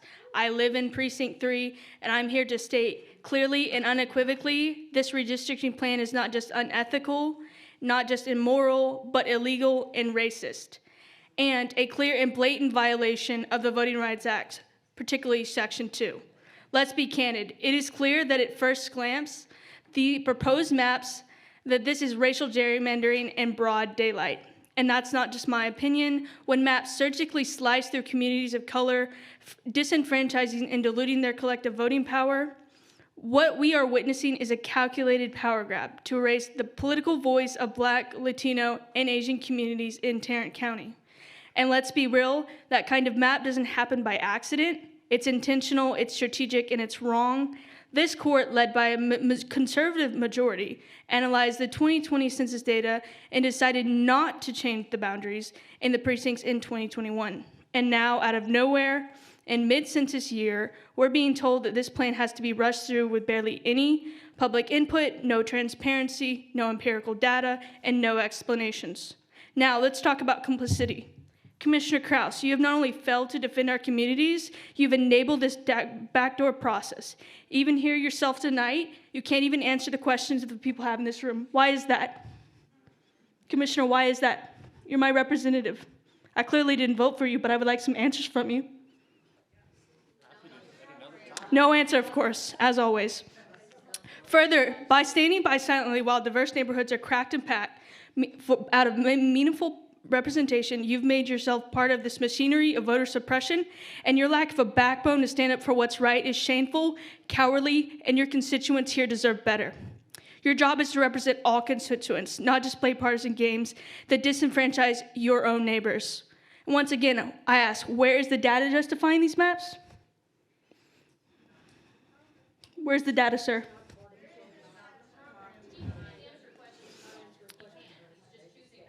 That's right, spoiler alert, there is none. What instead exists is a pattern, one designed to undermine commissioners like Alyssa Simmons, who is actually here tonight. She drove all the way from Precinct 2 to be here to stand up for her and all the communities in Tarrant County. She actually stood and answered questions, unlike the commissioner here himself can't even do in his own district. Why is that?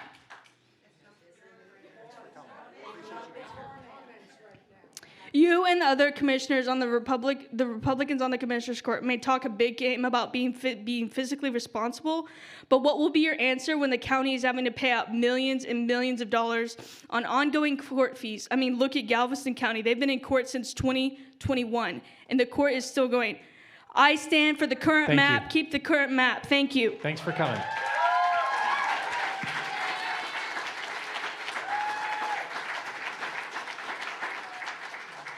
Following Mr. Walker will be Lorena Asland.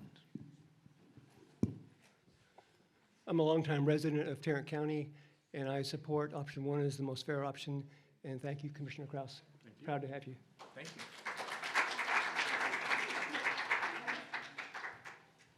Following Ms. Asland will be Dorothy Walker. Hello, everybody. Thank you for showing up. My name is Lorena Aslan. I'm from District 3. I'm a veteran of the United States Air Force. Thank you. And I'm a native Texan. We moved here after I retired from the Air Force in 2007.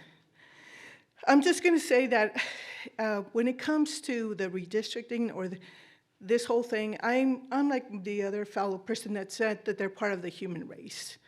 And I do tire of people using my color, you know, as a reason for why people are doing this. I'm here to say that I want a conservative voice. I do want, fiscal responsibility, but I've seen firsthand in California. I lived there in the Air Force, and I've seen what non-conservative politics do. I mean, when you look at homeless LA, which I'll be visiting in a little bit. I see in Washington State, I live there, and there's a bunch of homelessness. I see the crime in Chicago that my daughter wants to go live at, and I'm like, you want to go to crime-infested Chicago? But that's what I see as an issue. And I'm also part of the Keller ISD debacle that was going on with that, and I'm glad to say that we had voices of common sense, and I would not say that this is the same as that. So when it comes to the option 1, I'm for option 1 because I'm a conservative. My family is conservative. That's what I'm standing for. Thank you very much for taking time to listen. Thank you. I support option 1.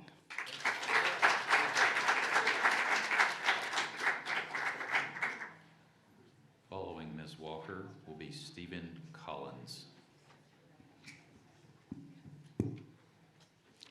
Hi, I'm from Precinct 3, and I'll make it short.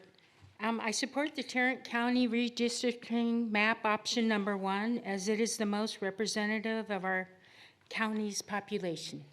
Thank you.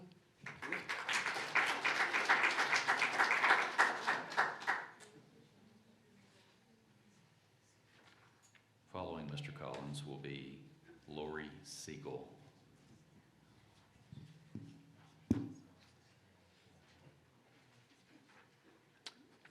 Howdy, I'm Steve Collins. I guess I balance out some of the young people. I'm going on 94. And so I've been a native Texan many generations back. I've been in Tarrant County for 40 years. My wife has been a county for 80 years, and we're happily married. We've seen the good and the bad in the county through the years, and I'll tell you, we see more good now than it has been. And I think we owe a debt of gratitude to these commissioners. It's not an easy job for they have to take a can of worms and try to sort them out. But I think they're doing a good job, and I support the map 1. Keep it up. Thank you very much.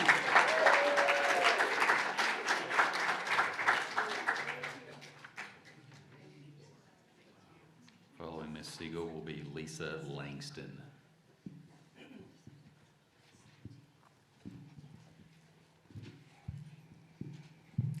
I'm Lori Siegel, a Tarrant County resident, Precinct 3. Thank you, Commissioner Krause, for all you do. I am for redistricting and map number 1. Redistricting now ensures Tarrant County is in a position for the next decade of growth. Waiting until 2030 to act means we accept a decade of distorted representation and poor planning. A forward-looking redistricting process makes us smarter and more prepared to serve a county that's on the rise. We must plan for the future. Waiting until 2030 means living with outdated, unbalanced maps and another 5 years. A 2025 redistricting ensures Tarrant County is ready for the continued growth and meeting public service demands. My family escaped California in 2021, and it's not easy at my age to do that. Take my daughter, her senior year, and take her out of the only place she's ever known. Well, I don't want them to California, our county. My family has worked too hard to get here. My husband's self-employed and 63 and trying to start over. But you know what? I'm doing it for my kids and being part of this community. We have to look at the big picture. You look at what goes on in California. In 2021, I had a 6-year-old car, and it was $750 to register that car for 1 year. And okay, you have 3 drivers in your household. That's a lot of money. The taxes. Our taxes, actually, when we bought our house, sight unseen, because you guys were going through a boom, but we wanted to get out here. Our taxes have gone down. Thank you, and thank you, Tim O'Hare, for what you're doing. This is not about being racist or, oh, it's unfair. I can tell you, when my daughter ever says to me, this isn't fair, I said, Rachel, life isn't fair. Fair is what you pay to get on a bus. Come up with a solution for the problem that is facing you right now. And that's exactly what you've done. Thank you.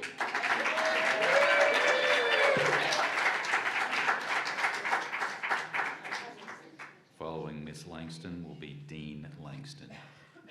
Hi there, I'm Lisa Langston from Colleyville, and I have been here most of my life. I came from California, but I was 8. I really didn't know what was going on then, but I will say that I am supporting map 1. I am following the Word of God. Jesus Christ is my Savior. I'm following the Bible, and the Bible tells me conservative is the way to go. Thank you for leading us that way.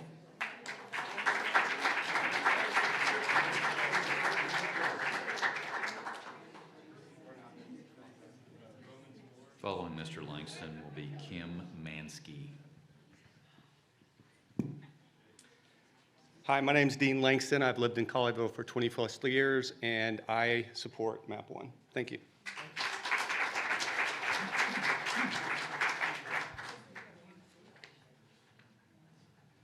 Following Ms. Mansky will be Daryl Easton. I'm a 40-year resident of Tarrant County, lived in Texas my whole life, and I strongly oppose these new maps. As many people have said, they're not based on any data. So if that means we're going to have to do it again in 2030, that means we're wasting taxpayer dollars for no reason. In my opinion, this is an obvious attempt to silence voters that don't agree with Judge Tim O'Hare. I see the way he treats people that come to the Commissioner's Court that don't agree with him, throws them out of court. I see the way he looks at Commissioner Simmons. It's disrespectful.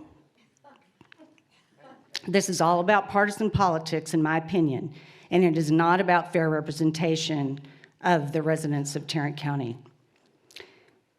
This is a prime example of the waste, the fraud, and the abuse that the right always talks about. This is it. These maps are wasteful. They're fraudulent. They're abusing voters. We don't need the maps. And I wasn't going to talk about this, but since I've heard so many people that are supporting this, that talk about how great Republican governance is, the Republican Party in our state right now is starving public schools, starving them. What is good governance about that? What is good governance about the bill in the federal government right now that's being voted on in 2 o'clock in the morning so nobody can see it? What is good about that bill that gives tons of tax cuts to the wealthy, blows a hole in the deficit, and cuts support for citizens that need help? That is not good governance.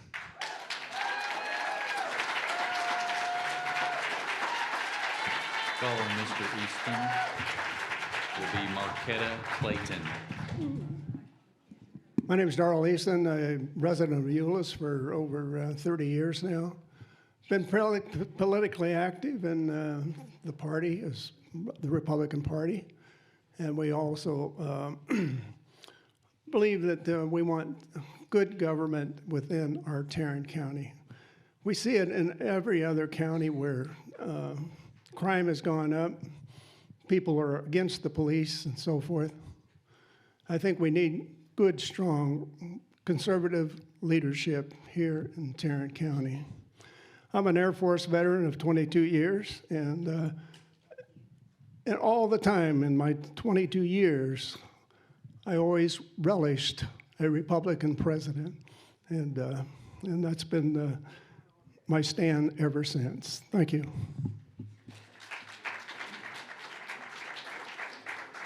Following Ms. Clayton will be Tiffany Burks.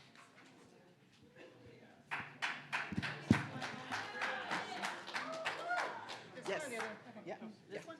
I'm Marquetta Clayton. I am a resident of Tarrant County and also an attorney here in Tarrant County.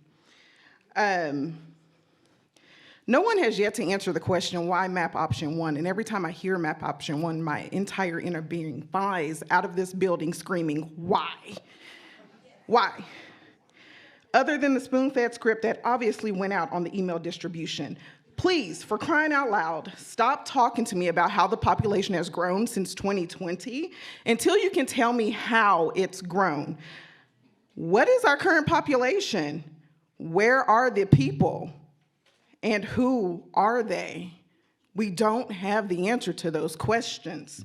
You say it's political and not racial, and that this county is Republican. So if that's the case, then we don't even need lines. We definitely don't need to gerrymander them to achieve the goal that you say you have already accomplished. You mean to tell me that the new oddly drawn precinct number 1 is just coincidentally identical to the area where the highest minority population resides? Come on, you're really insulting our intelligence here. 3 of the county's precincts are currently majority minority, but in the PILF maps, it skyrockets precinct 1 minority population at 84%, while precinct 2 and 4 majority population goes white. People that are for redistricting is so caught up in the fact that we're calling it out for what it is, which is racial, that you fail to even see that it's not fair, and that's F-A-I-R, not F-A-R-E. That's what you pay to get on the bus. Whether you consider it race or not. Fair would be having real data. You would take that line from the top of 35, where's your proposed map, from the top of 35 all the way down, you would take another line across 30, and then you would deviate at the axes so that until the precincts were as even as possible. Then you would be looking at fair. But I know that's not what you're looking for. You're not looking for fair. You're looking for silence. Someone in one of the previous meetings said that majority rules, and you're right. We elected the commissioners and the county judge to be a voice for our constituents. I've listened to all of the public town hall meetings. I've listened to the commissioner court thus far, and all of the public comments so far has been 75% against this. So if majority rules, then the vote should be no to redistricting. We are currently in precinct 3, who surprisingly is the least affected in this. So what are you even complaining about?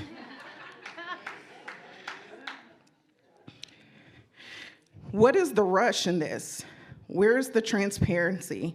Someone got up here and talked about all the data that they have. Appreciate it. Please show me where it's Thank you. at. Thank you for being here. Appreciate it.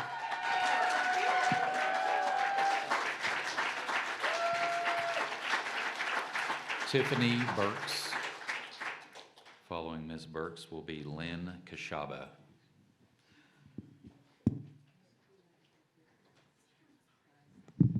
Good evening. My name is Tiffany Burks. I am a 25-year resident of Tarrant County, and I don't know if there's anything that I'm going to say today that's going to change anyone's mind. I wasn't able to attend some of the previous meetings and forums. I wasn't able to attend the Commissioner's Court, but like Ms. Clayton, I listened to all of them. And after watching all of them and reading the editorial recently from Commissioner Ramirez, I am not optimistic that my words will make any difference at all. And that is the shame for me in this process. The idea that, according to what Ms. Clayton just told you, an overwhelming majority of the constituents here are opposed to this gerrymandering, they will be ignored. Make no mistake, this is indeed gerrymandering. Gerrymandering is deeply, deeply undemocratic. It is by definition manipulating district boundaries to achieve a certain result. Let me just share this with you. A district should be a portrait of the people as a whole, not a portrait of the elected official. Some of the commissioners, with the help of this Public Interest Legal Foundation, are gerrymandering to get a desired result. And we don't have to guess at what the result is because we're told every day. The result is to make Tarrant County inhospitable to Democrats. The result is to take communities of color and pack them into one commissioner precinct, Precinct 1, to give them less of a voice on the commissioner's court. The result is to preserve Republican leadership and to provide an opportunity for an additional Republican-leaning seat, according to Commissioner Ramirez's own statements. In other words, remove Commissioner Simmons from Precinct 2. But even with that understanding, I still wanted to come by to you to say this. Just because you can do something doesn't mean you should. Some of you who know me know that I am a student of history, so I went and I read, and I did my own research. And there was a key takeaway from me that I wanted to share with you all, and it is this. This message is not for you, Matt Krause. It's not for Ramirez, it's not for O'Hare. You all have made it clear what it is you plan to do. The message is for the citizens of Tarrant County. What I learned in my reading is that when gerrymandering happens, it is us, the people, who lose. Rigged maps make elections less competitive, and it makes people feel their votes don't matter. That is the dangerous part, voter apathy. So everyone register to vote, go vote, tell your friends to vote, tell your neighbors to vote. Let's make a difference in the election in 2026.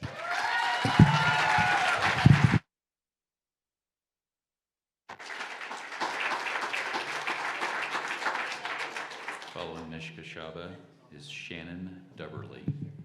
Hi, thank you. My name is Len Kashaba. I've lived in Tarrant County almost 30 years, and I support option 1, MAP.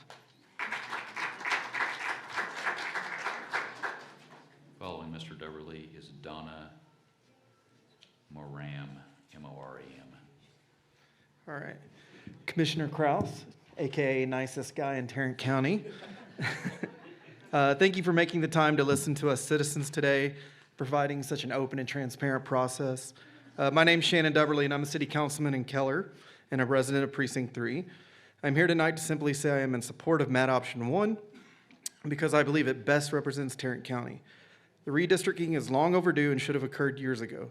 Tarrant County is a fiscally conservative, colorblind, tough-on-crime county, and our leadership should strongly support that. I appreciate you and the staff's hard work and passion for public service. Keep up the good work. Thank you.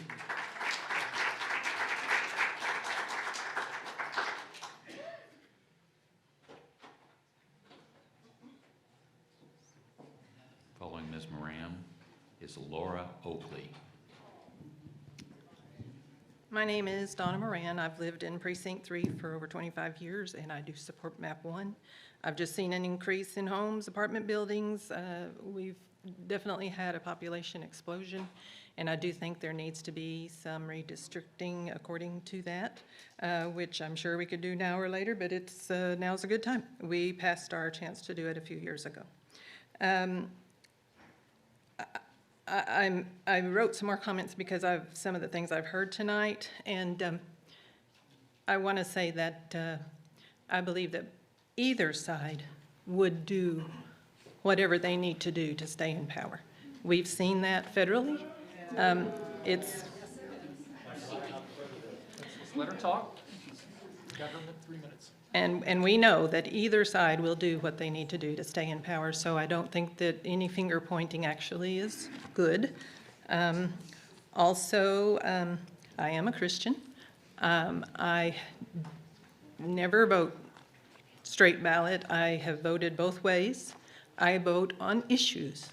I live in a very diverse neighborhood, and I believe they all vote on issues. And so it's the issues. So that's how I vote, and I think that's how my neighbors vote. I don't think it's based on race. I feel like if we look at the federal elections from 2024, we can see that there was a lot of shift with the races going toward a more conservative stance. And so that's a fact. So I don't think this is based on race.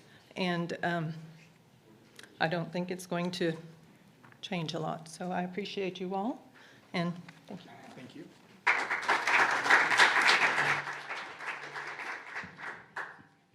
Following Ms. Oakley will be Eric Bales.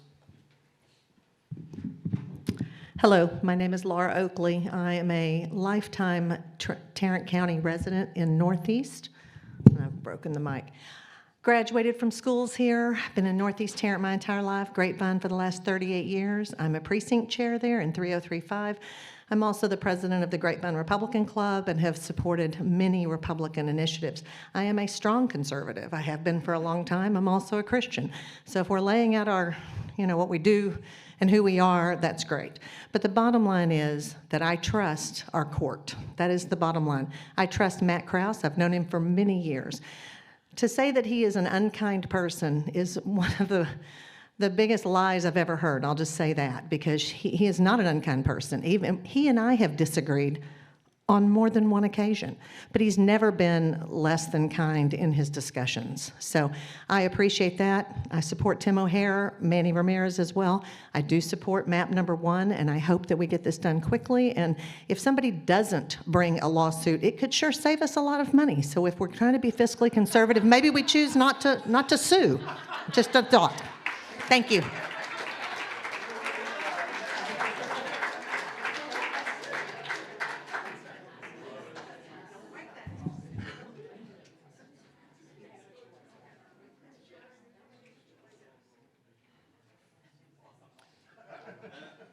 Eric Bales.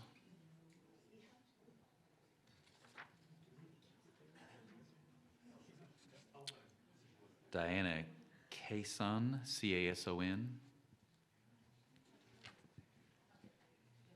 Following Ms. Cason will be, and I'm going to butcher the name, Pragnese Schaff, S-H-A-F-F.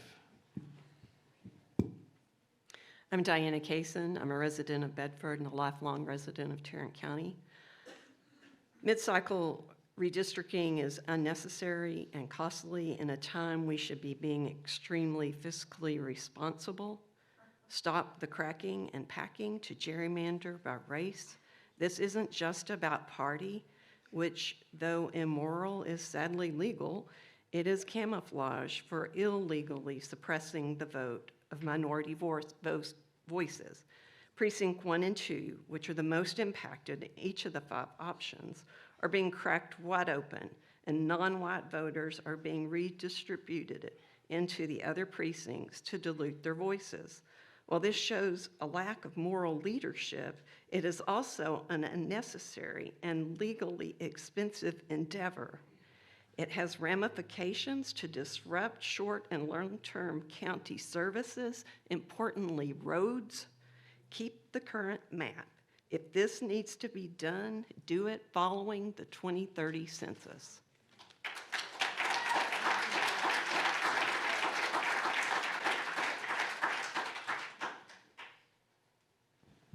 Once again, apologies in advance. Pragnese, P-R-A-G-N-E-S-S-E, last name S-H-A-F-F.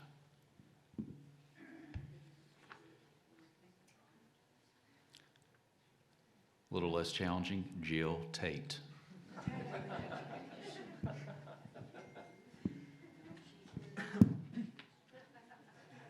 Following Ms. Tate will be Fred Tate.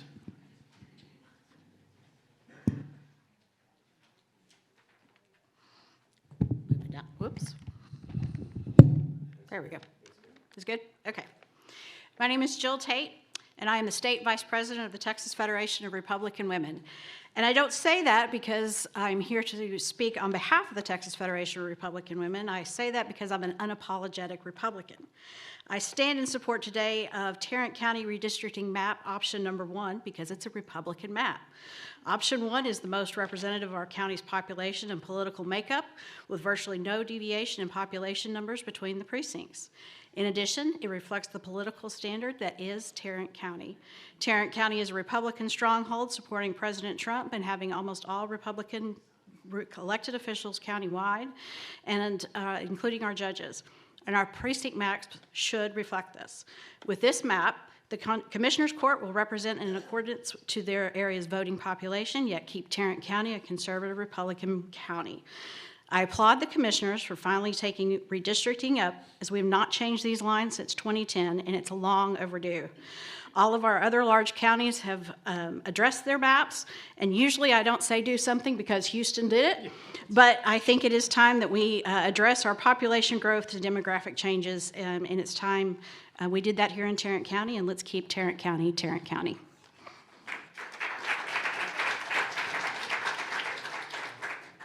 Following Mr. Tate will be Gwen. Last name appears to be B-U-R-U-L-L. Good evening, everybody. I'm Fred Tate. I'm not a native Texan. I got here as fast as I could, but I've lived in Tarrant County. I've lived in this part of Tarrant County for nearly 25 years. paid taxes here for nearly 25 years. I was once lectured to that elections have consequences.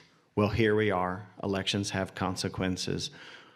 I am a Republican. I support a partisan map because I believe in low taxes, limited government, freedom of motion and action, and everything that goes with my Republican principles that I believe to my core. With that said, I support Map 1 very strongly.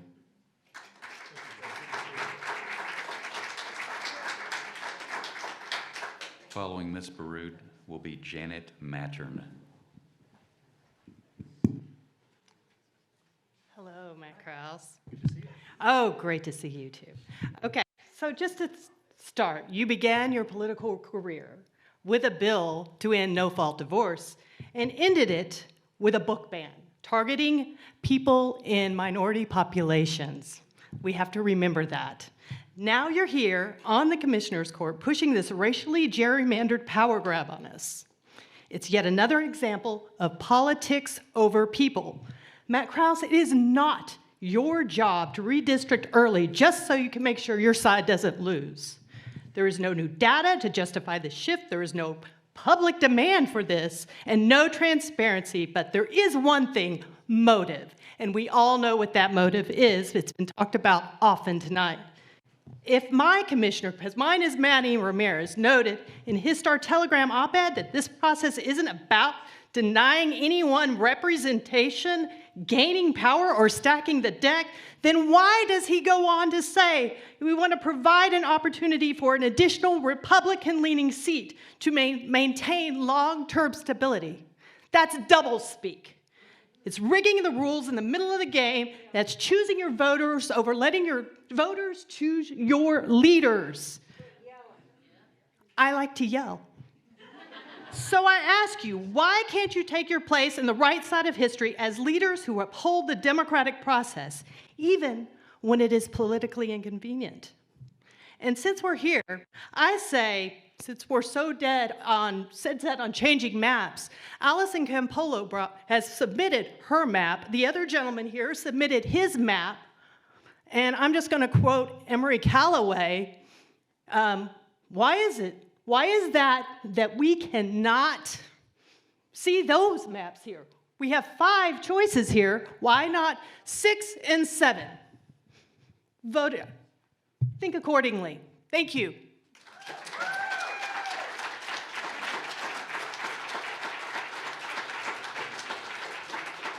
Following Ms. Mattern will be Tom Wilder. Hello, my name is Janet Mattern. I'm the president of the League of Women Voters of Tarrant County. We oppose the new maps. The maps are not fair. This is racial gerrymandering. The process lacks transparency, just like when the Election Integrity Task Force was created.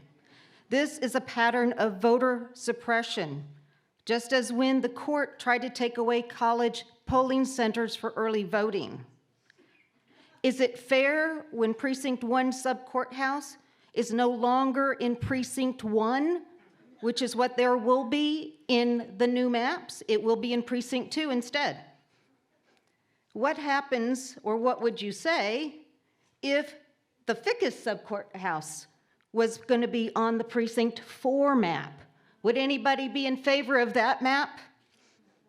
Is it fair when Precinct 1 and 2 residents have to deal with the services being swapped because their unincorporated roads are now switched from one precinct to the other?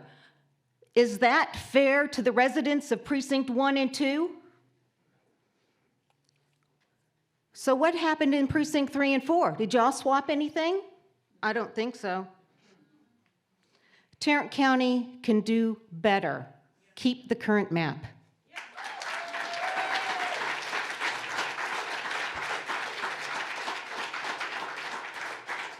Following Mr. Wilder will be Deborah Barnett.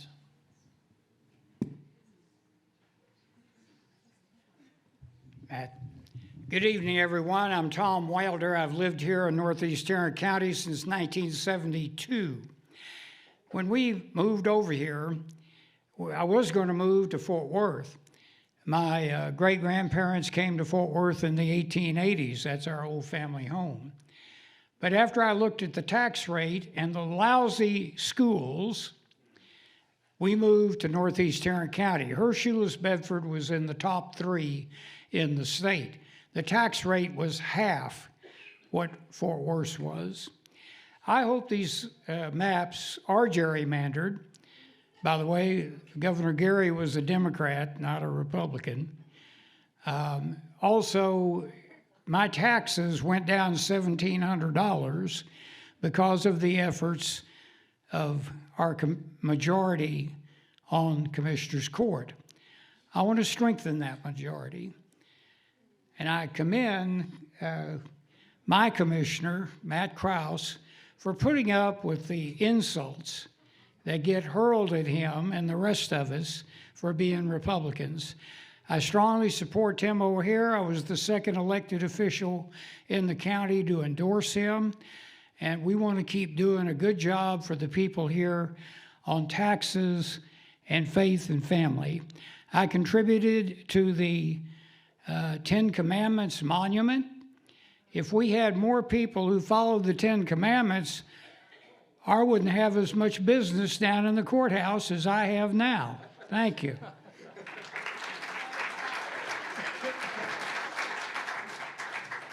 Following Ms. Barnett will be Terry Debo.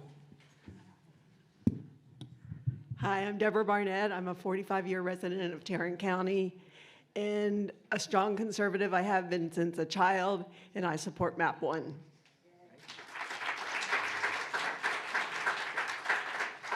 Following Mr. Debo will be Alexander Montalvo. I'm Terry Debo. I currently live in Precinct 3. I've been a Tarrant County resident for 66 years, which is all of my life. I very much appreciate the commissioners that we have in place. I'm not apologetic at all to say to all of you that I'm a Christian. I'm also a Republican. And I'm happy with MAP 1, and I appreciate what you guys are doing. Good work.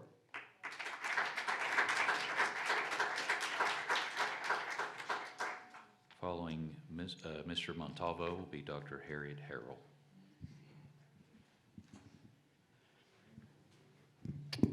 All right, so, whoops, I guess I'll just hold that. So it's definitely been interesting to hear all the different perspectives. And I want to address some of the diverse voices from Precinct 3 who are supporting this redistricting, just to kind of touch on something real quick. So especially the Latina member who had a beautiful, diverse family that she mentioned.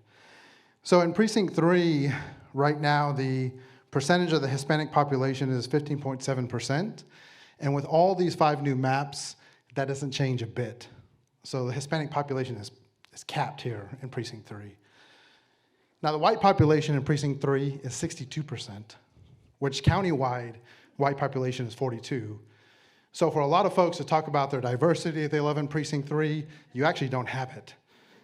So it is the anecdotal representation that you see, but not actually countywide percentages. So it's no surprise that a white majority feels comfortable being white and not having that many diversity. Now, what I do want to address with my time is that this redistricting process is a direct attack on the Latino community, just like we've seen at the federal government and we've seen the state government, because there is a fear of the Latino community in mass. So whatever they can do to try to make non-Latino community members afraid of Latino community members, they want to do that. So this is why there's illegal removal of community members that are happening, even citizens that are happening right now. State level, Abbott and the state legislature, which Krause was a part of, did numerous things to target the Latino community with SB 4 and other legislation because they are afraid of the numbers of the Latino community. Now I bring that up because the Latino community is not a monolith. I see my buddy right here not agreeing with what I'm saying, right? I'm assuming you're Latino, maybe? No? In the blue? No? Maybe? Maybe not? The Latino community is not a political monolith. We vote very different. We have a very diverse population. So when people say that this is a partisan goal, it kind of doesn't make sense with the way the Latino community is being shifted within these maps, because there is no political advantage that they are really going to get, but there is an advantage in terms of where they're moving people and packing the Latino community. So precinct 4, which Manny Ramirez represents, which I'm in that precinct, every single one of the maps reduces Latino population. He's the lone Latino representative on the Commissioner's Court, and he is supporting less Latinos in his precinct. Thank you, sir. Precinct 2 also reduces it. Thank you, sir. And it Appreciate your packs time. in precinct 1. That is Thank you, sir. illegal racial discrimination Hey, gerrymandering. come on. Be respectful of everybody else who stopped at 3 minutes.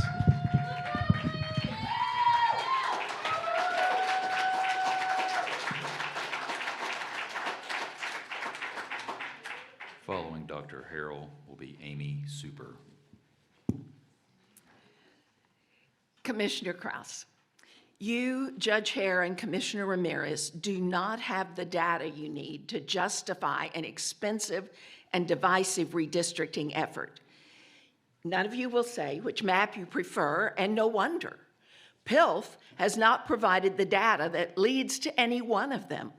PILF has insulted you and us. Nor has PILF given any idea of the cost of redistricting. Or have you consulted county administration about budget and staff impact? You pride yourself on being conservative. If so, lay out the cost and how the benefits justify the expense. Frankly, this gives you an easy way out. Just explain that you've not been given adequate information or rationale to move forward and withdraw this effort. Yesterday, you heard the vast majority of speakers assume that your support is racist. You disagree, but perception is reality, and if you continue to support these maps, you are building systemic racism. We are watching what you do, not what you say. Here is the current map showing the Black voting age distribution. And you can see on the current map, the dark green covers 3 precincts. So they have vote and impact in 3 precincts. On this new map, the dark green is in precinct 1. So they only have impact in 1 precinct. Same is true for the Hispanic map. In the current map, they're more diverse in the first place, but their spread, their high density is in 3 precincts. And in this map is in 2, thus reducing the number of the precincts in which they have impact. And if that isn't enough, these maps move the downtown economic engine of Precinct 1 into Precinct 4, and Precinct 3 gets the entertainment economic engine from Precinct 2. Also, Precinct 1 loses some courthouse and maintenance facilities. These things alone justify a charge of racism. Remember that you are blatantly diminishing the voting impact of the majority of our county. You're calling this political, but it is not ethical or Christian. You might win in court, but you will have lost moral voice or credibility that you represent everyone. You will have chosen to use racism to represent only white people who agree with you. Thank you for being here.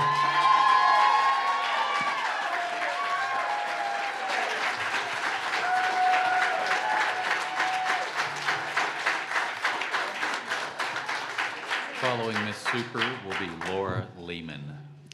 So a shout out to all the other members of the I Attended All 4 Community Meetings Club. and the Broadway Baptist event and Commissioner's Court yesterday. Lots of support for Commissioner Simmons showing up. She slipped right in that door over there, sat right behind me. And while I respectfully listened to her Precinct 2 meeting for almost 3 hours without disrespectfully chitter-chattering and making it difficult for other attendees to listen as voices of people who do not agree with me were speaking, she has chosen to not do the same at this meeting. Though she did settle down a good bit towards the end here. Thanks for that. I'm obviously not Mrs. O'Hare, but please do better, Commissioner Simmons. If one is here to hear, then give every person who has the mic for that whole 3 minutes that we get it, the courtesy of listening quietly, not just to the people you agree with. Let's talk math and winners, okay? Winners and losers. 51% is going to beat 49% every single time. I'm told I knocked more doors in the last election, 2024 fall, than any other precinct chair in my party, and every single candidate that I walked for in those precincts won. This is how you get the upper hand. I love the level of passion I've seen in each of these 4 meetings, even from those who disagree with me on this issue. Too bad you've not been able to turn that passion into voters who vote for the candidates you believe will best represent you. Again, 51% will keep on keeping Tarrant County red. Commissioner Krause, I'm asking you to cast your vote in favor of redistricting.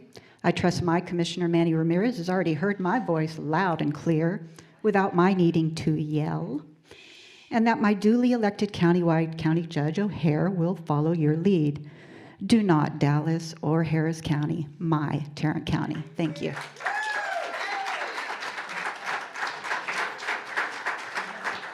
I know there's people who have come, people who have gone, people who have left, people who are new. We said it at the outset. Let's give everybody the respect during their 3 minutes to let them say what they want to say. Don't boo, don't jeer, don't hiss, don't do that, whether you agree with them, whether they're for, whether they're against. Let's have some respect as they're talking. Give them that 3 minutes, whether you agree with them or not. I want to remind everybody of that. Let's do that. Following Ms. Lehman will be... Good to see you, Laura. Thank you for being here. Great to see you. Hey, I just was wondering if you block walked along the trail, right? Because I did. I know that I went all throughout Precinct 3, right? I didn't focus on just one issue like the 10 Commandments. A lot of people here, thank you so much. You have said amazing things, and you also took a lot of my talking points. So I'm going to wing it a little bit here. I want to say that I think redistricting is okay. If we're going to spend the tax dollars on it, we might as well go with, I'm going to nominate Allison Campolo's map, because that actually seems more fair. And actually something I did think about when I was walking Precinct 3 was, this is crazy.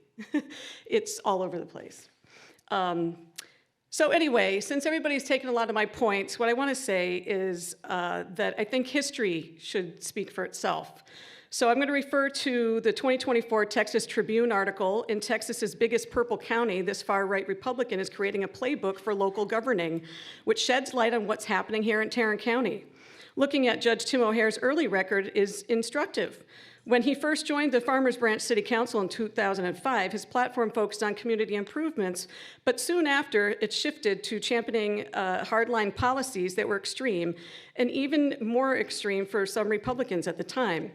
He was pushing things like English-only laws, restricting rentals to those who with proof of citizenship, and ending city communications in Spanish. These moves were clearly aimed at limiting the influence of new diverse residents. O'Hare justified these actions by warning that declining property values would drive out longtime residents and attract, in his words, less desirable people. Those he believed didn't share his priorities for education or community upkeep. This pattern of drawing lines between us and them has defined O'Hare's political style and continues to shape decisions in Tarrant County today. When Judge Tim O'Hare first joined the Farmers Branch City Council in 2005, he talked about improving the local library and bringing in more dining options. But not long after, he began championing headline policies that went far beyond the mainstream. O'Hare justified his actions by warning that Declining property values, I just said that, are less, would drive out longtime residents and attract, in his words, less desirable people, those he believed didn't share his priorities. O'Hare proudly pushed a one-sided agenda. He's led efforts to cut funding to nonprofits that serve at-risk children simply because of their views on racial inequality and LGBTQ rights. Thank you, Laura. And he's Appreciate also you being here. advocated for election 3 law minutes. changes that, All by right. local Republican leaders' Guys. own admission, are designed to favor their party. Thank you for being here. Okay. Thank you. Hey, it's okay. It's okay. Thank you for being here. Let's remember to be respectful of people. We've had scores of people talk for 3 minutes. We're going to have scores of people after talk for 3 minutes. There's just been a few who've decided to be inconsiderate and take over that time. Let's not do that. You got 3 minutes. Let's do that. A lot of people before have. Susan Barzilay, Barzелay. Bobby Emerson. Following Mr. Emerson will be Misty Anders Clemens.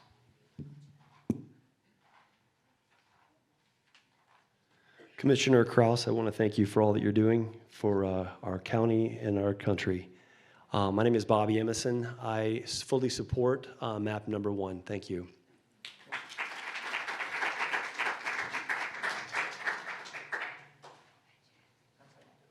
Following Ms. Anders Clemens will be Carla Palomares.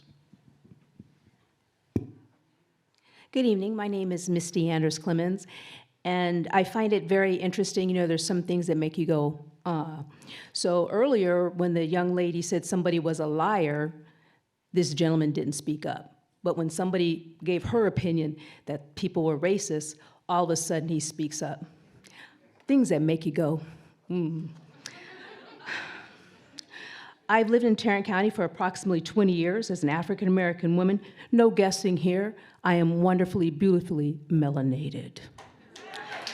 I am a wife, a mother, a grandmother, community leader, and Tarrant County resident.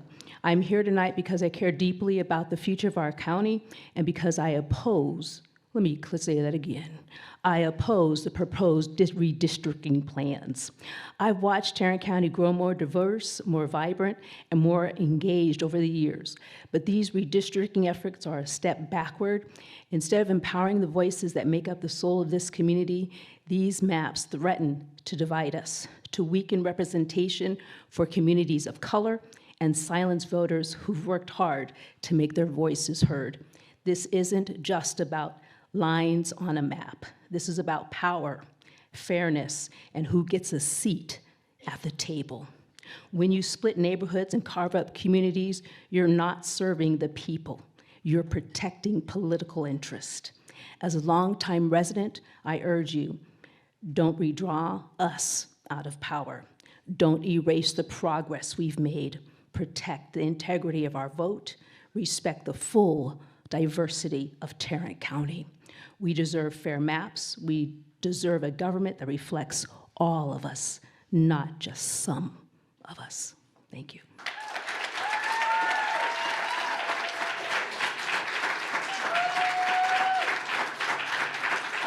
Following Ms. Palomares will be Joe Palmer.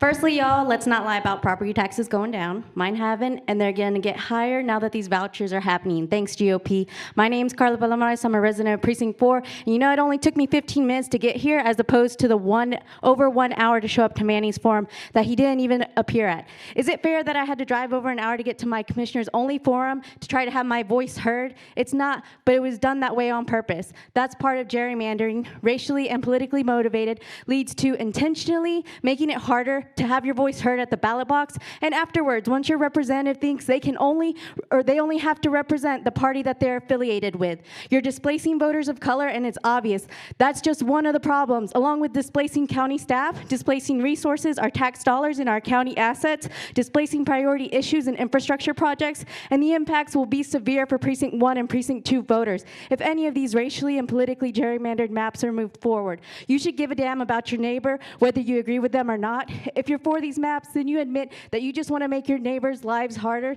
and serve your own political and racist agenda. Commissioner Miles and Simmons were democratically voted in under the current maps and are the only voices of reason on our court, and that's why Tim O'Hare, Manny Ramirez, and Matt here are trying to redistrict now. This state that I've lived in for my entire 34 years of life has unfortunately changed only for the worse, as I've witnessed over time my government continuing to go against my values and attempting to erase me and my communities. In my 17 years of voting, my representatives have been Republican at the local and state levels, even while I've always voted Democrat. And you know, the only reason that Republicans have been in power for so long and continued to push their Christian nationalist and white supremacist agenda is because they've always changed the rules when progress has been made and the scales were on the verge of tipping. Our county and state is becoming more racially diverse. Our county and state is becoming more politically adverse to Republicans. Y'all are trying so hard to hold on to your power, and just because you move forward with processes and votes and make decisions in the position of power that you hold, just because you happen to be a lawyer, doesn't make you right. If our legislature is Republican, our executive branch is Republican, our judicial system is Republican, there is zero accountability when lawsuits fighting against these injustices like this very one, because you're all in coordination with each other. And one power abuser is not going to stop another, especially when they're having their campaign pockets fattened by special interests. I hope all of you working class people here, and you know, none of you are billionaires in the room, at some point your voting rights will be next on the chopping block. I oppose redistricting, and we must keep the current maps. That's all I have to say on that. I want to speak to you, Matt. You made clear you don't represent the people, because the people is all people. No matter what offices you've served, you've failed your oaths, so know that your service was for nothing. I hope you're remembered as holding our state and county back from the growth and opportunity that they work so hard for and deserve. You should resign.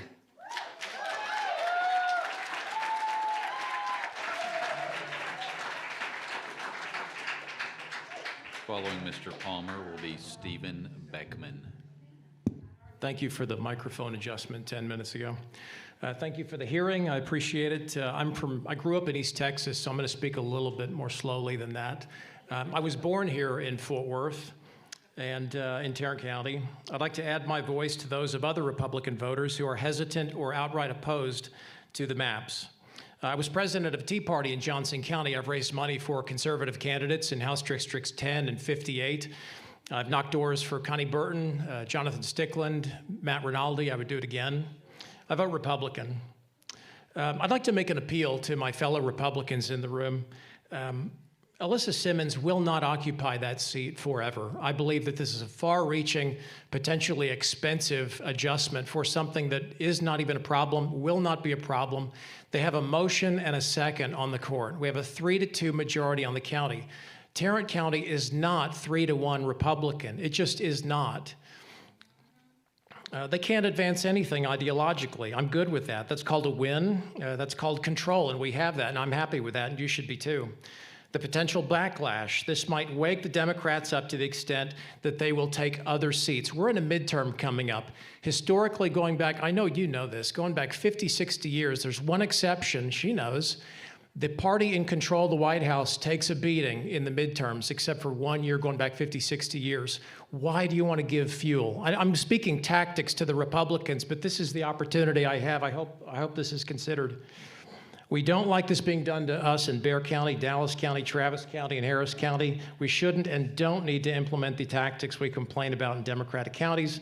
My observation is that the county is not 4-1.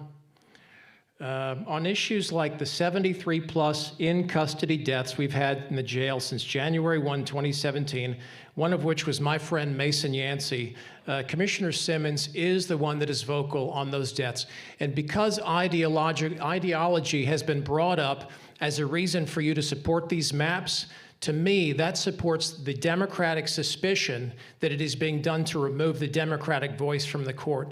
I want that voice being heard. I want the voice of dissent being heard, just like in the legislature. The highlight, in my opinion, in the legislature the last 10 or 15 years was when the Tea Party Republicans and the Democrats teamed up to defeat the texting while driving ban. Ended up passing the next session, but that was a high watermark. And just like when you were in the legislature, we were cheering for you and we were trying to get bills heard, at a committee on the floor. We're at 2 a.m. watching TLO. She's doing the same thing for her people. It costs us nothing to leave the maps the same way. And the last thing was already mentioned. The voice in this room that mattered the most was the guy in the blue shirt, the moderate voter. If we do this, it's going to send him that way. Don't do it.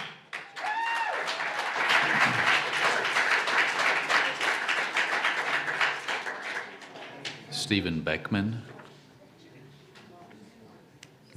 Miranda Beckman. Following Ms. Beckman will be Stacy Milo. Hi, I'm Miranda Beckman. My husband had to leave for a family emergency, but we are in support of MAP 1, and we thank you for your service. I believe that you're homeschooling your kids, and we are too, and that is something that's been very important to us, and we appreciate what you're doing. Thank you.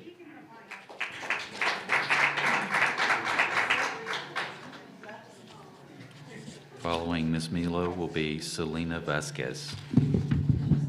Matt Krause, I'm not sure why people are coming up here.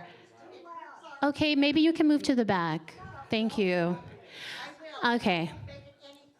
Okay, thank you. Thank you. You're cutting into my time right now. Thank you. Thank you. Thank you. Hold on, real quick. Candace, can you restart her time? Thank you. I appreciate that. Thank you. Thank you.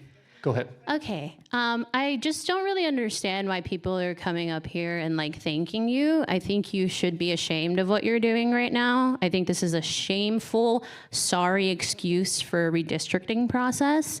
I would like to ask maybe the lady who interrupted me, if Democrats were trying to redistrict to keep themselves in power, and you had not been provided with any information whatsoever as to why they're even doing that, how would that make you feel?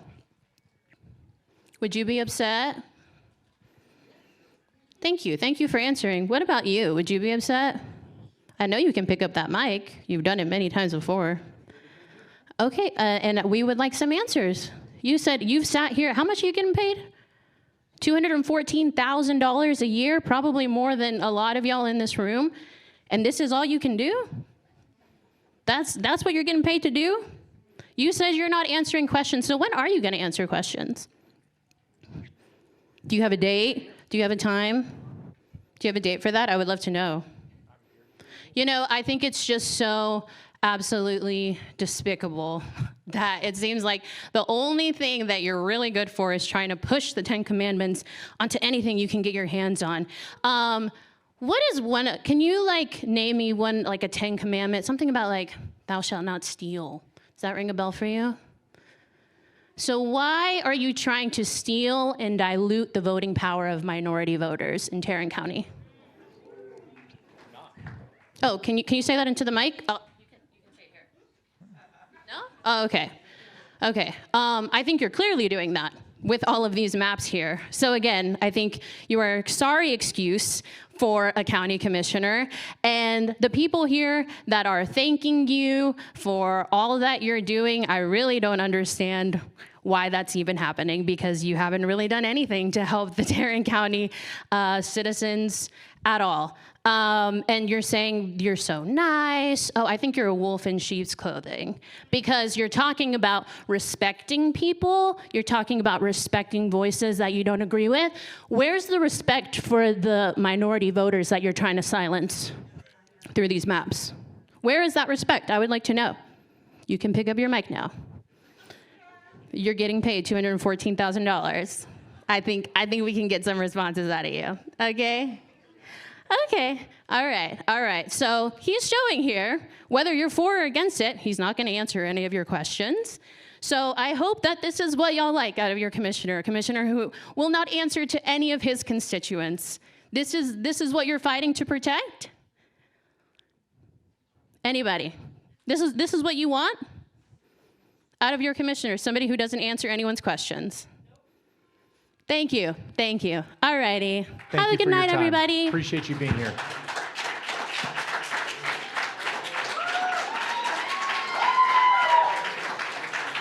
Following Ms. Vasquez will be Sukri Mohammed. Good evening, Commissioner Kraus, everyone here. Thank you all for allowing us to come here to this courthouse. I was unable to attend the Arlington Sub-Courthouse because I was at a graduation for my niece in Tarleton State University. So thank you. I'm here this evening after work. My name is Celina Vasquez, and I'm here this evening after work to register my opposition to these maps because they break apart the Latino community. I live in Precinct 2. My candidate of choice, who is my voice on the Commissioner's Court, is Commissioner Simmons. She represents my interests. She votes my values. My family lives, works, worships, and goes to school in Arlington. I'm a proud mom of a band kid who plays the alto saxophone. I'm a wife, and professionally, I work at our local university. I'm working hard to raise a bilingual, bicultural son in one of the most diverse cities in Precinct 2, Arlington, Texas. My family and many families like mine, from high schools like Bowie High School, Lamar High School, Martin High School, where my son goes to school, and Sam Houston High School, where 48% of our students are of Hispanic heritage. Each of these options, every single one of these maps, breaks up my community, breaks up the Latino community, East Arlington, where I go to church, St. Matthews, and where I live and where my son works part-time at the Texas Ranger Stadium in the parking lot. So this is personal to me. We know in the Latino community that Commissioner Simmons is someone that we can count on. She assists us. If these maps go through, they are going to break up the Latino community in Arlington. Please, commissioners, we ask to keep the current maps. Don't pack and crack the Latino community in Arlington. We want fair maps, and I'm here to oppose the current ones. Thank you, sir.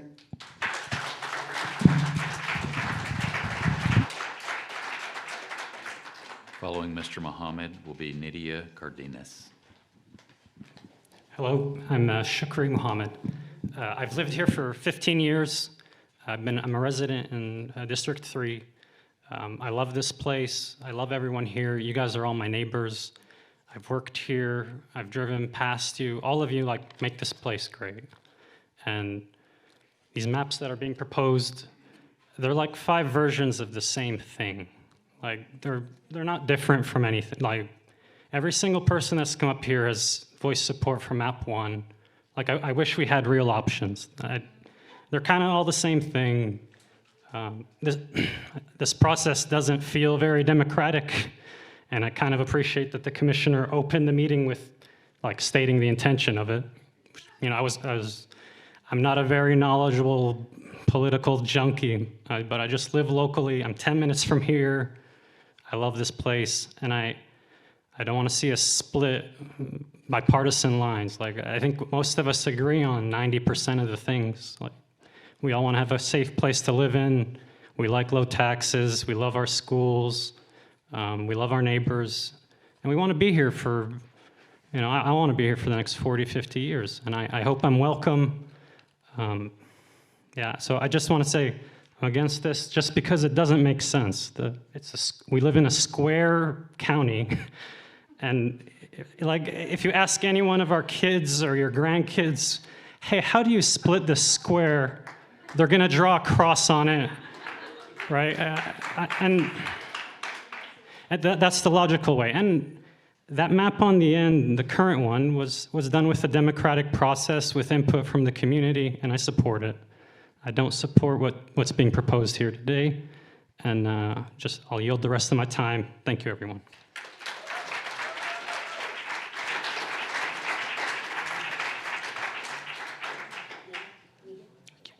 Following Ms. Cardenas is Sayeda Sayed. My name is Nydia Cardenas, and I was born and raised in Fort Worth, but I'm proudly not a lifetime resident of this county. I've actually been blessed to be able to live in different parts of the country and the world, and that's how I know that difference doesn't mean deficit. That's actually an opportunity for connection and beauty. And Commissioner Kraus, you stated at the beginning of this that this is happening now to preserve conservative leadership. And my own Commissioner Ramirez has said this county is thriving under conservative leadership. But what I see is homelessness on the rise. Our kids can't read at grade level. We can't fund a proper public health department. The food banks can't keep up with community need. Conservative leadership has been using our taxpayer dollars and their time and energy, putting the 10 Commandments front and center, erasing the lived experiences of 30% of the county that is not Christian. I don't have to be a Christian to care about my neighbor, to be generous and kind. You'd actually be really lucky to have me as a neighbor. Conservative leadership thinks color blindness is the goal.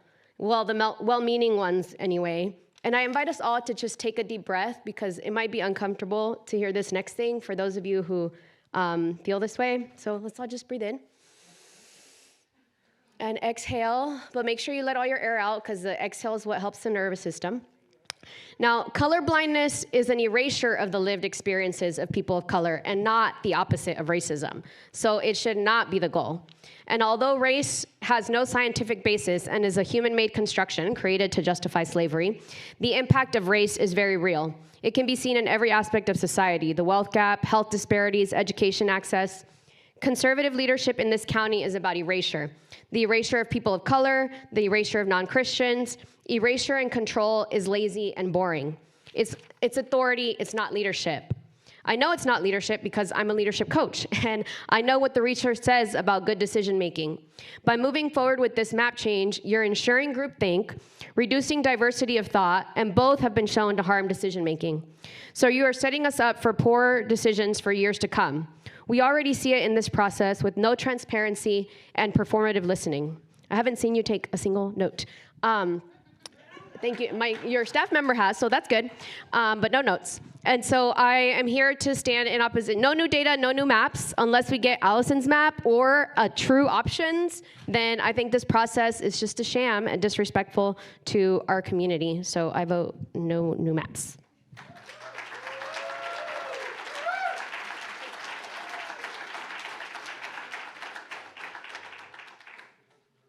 Following Ms. Syed will be Sabrina Ball. Sayeda Syed, and I am the resident of Tarrant County for over 18 years. This redistricting will not affect my vote for Precinct 3, but it will definitely hurt the conservative voice in Precinct 3. If you go down 183, down south, you are diluting the conservative vote in Precinct 3. I'm not concerned about right now for 1 and 2 and 4. First, I have to save my own house, then look into the other ones. Precinct 3 will dilute with these plans. I am not in support of any of this option, but I am in support of redistricting. Bring some more options, bring some more data to convince people. And I would like to say, Stacy, I have time? Oh, 2 minutes. This is not the way of talking to anyone. You are too young to talk like that. Please. Thank you for your comments. Let's keep it general, either to me or general comments. Let's not talk to somebody in the audience. Talk to me after, okay? Yeah. That's not the way of the way you talk to him. Yeah, and be respectful for everyone, regardless of supporting a candidate or not supporting a candidate, not supporting a commissioner. That's their choice. But I am not in support of these 5 options. Bring more options, more feasible, especially the District 1 right now. If you want to work on it, please fix the District 1, but do not mess up with Precinct 3. Thank you.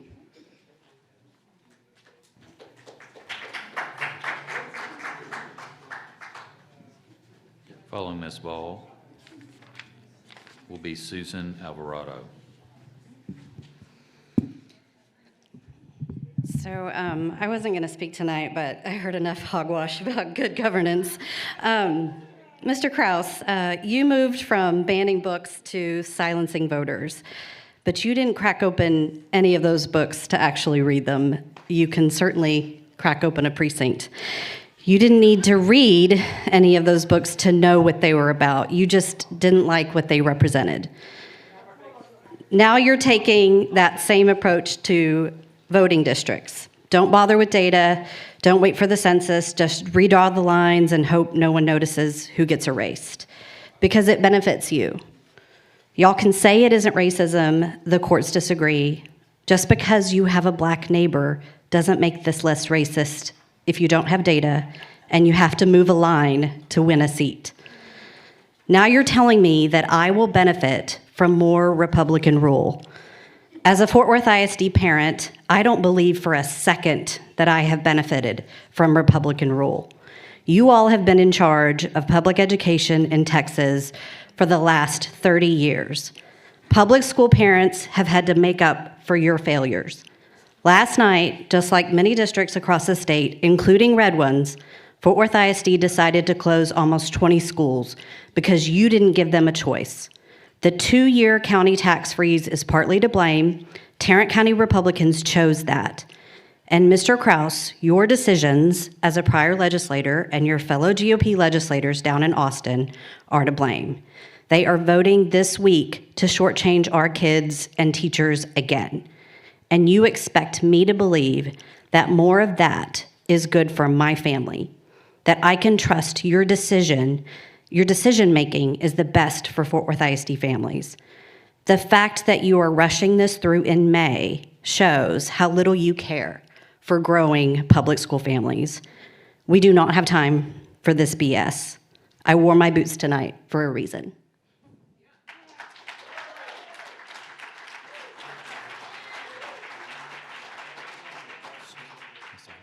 Following Ms. Alvarado will be Josh Lucas. Rezoning is fiscally irresponsible. This is a waste of my taxpayer money. Redistricting was looked at 4 years ago and was found to be deemed fair. Fort Worth City Council, Arlington, and Grand Prairie City Councils have all made resolutions against redistricting. I cannot see in this time of economic downturn the reasoning behind expensive redistricting. There are enough problems in Tarrant County that should be focused on, such as jail deaths and mental health problems in the community. Thank you.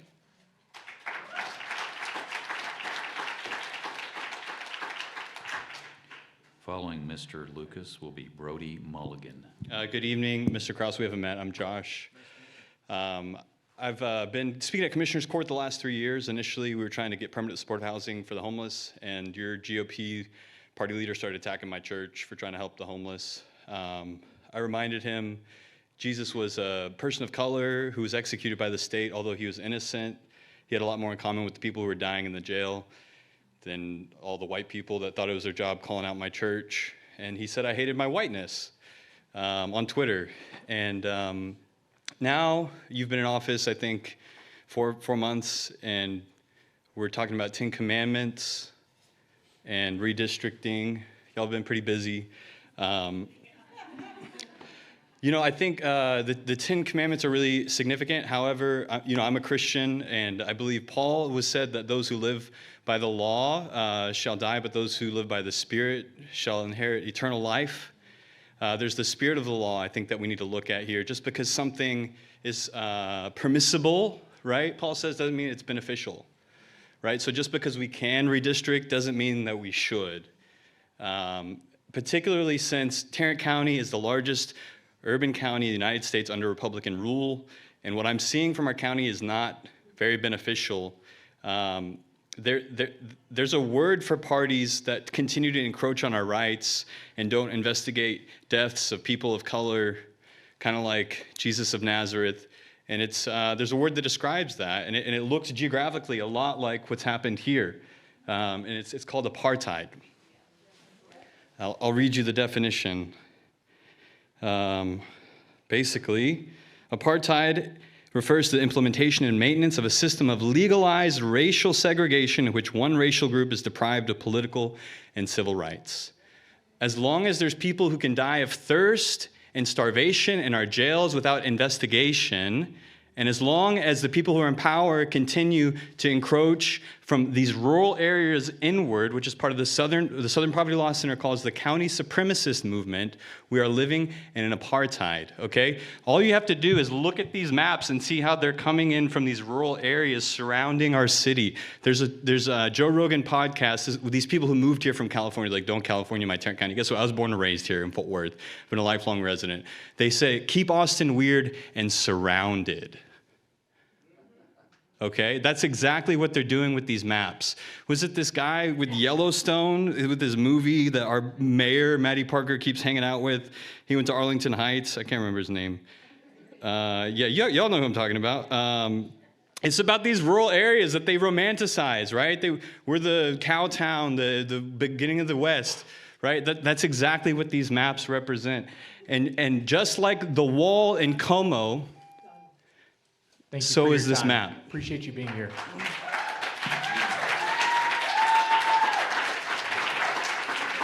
Following Mr. Mulligan will be Nicole H. All right.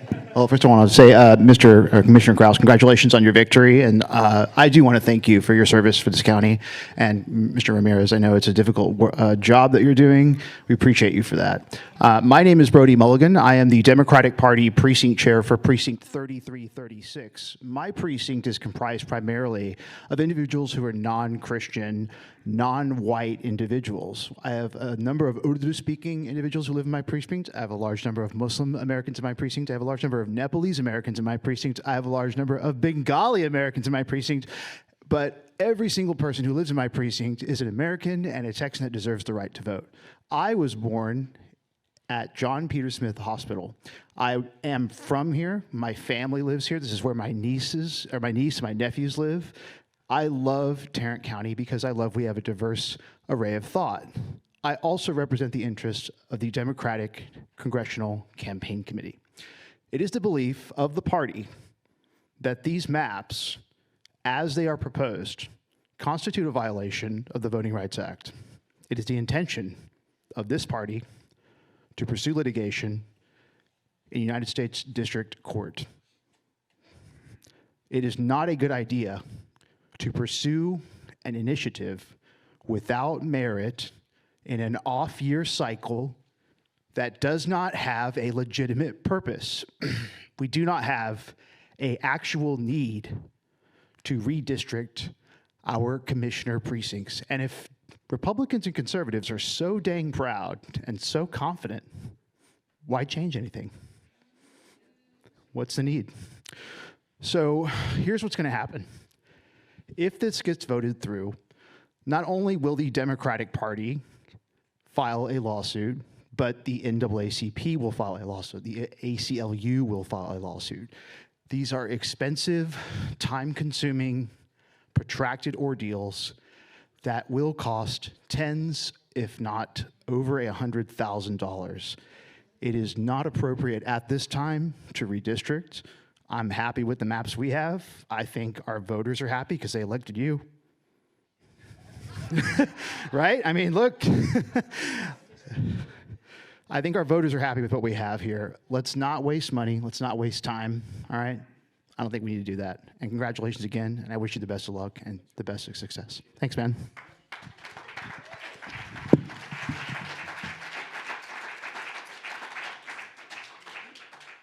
Following Nicole will be Cameron Arsenault. Okay, I'm like super nervous, but let me first off say, I don't want to go over my little time, but I'm an actual lifelong resident of Tarrant County. I didn't fly here, didn't migrate here, I grew here. So, good evening, everyone. My name is Nicole Hunter. I am a resident of District 3, and I am a Tarrant County Democratic Precinct Chair of 3389, sorry. I'm speaking today because what is happening in this redistricting process is not about representation, it is about power and control. And these, of course, like they've already said, these maps are a clear example of gerrymandering. They intentionally split communities of color, reduce the influence of working families, and protect political interests over the will of the people. I do not support this. I don't support this at all. But For the people that, that's Republicans, that's here from California, let me explain something. Let's be honest, corporations did not flood into Texas because of strong ethics or community investment.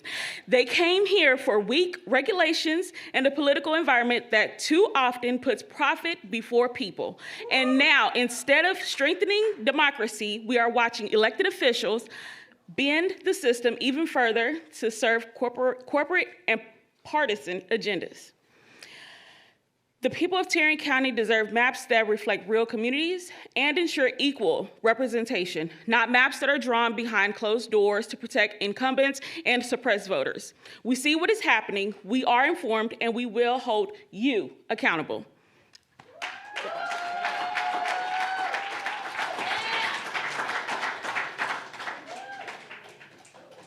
Cameron Arsenault.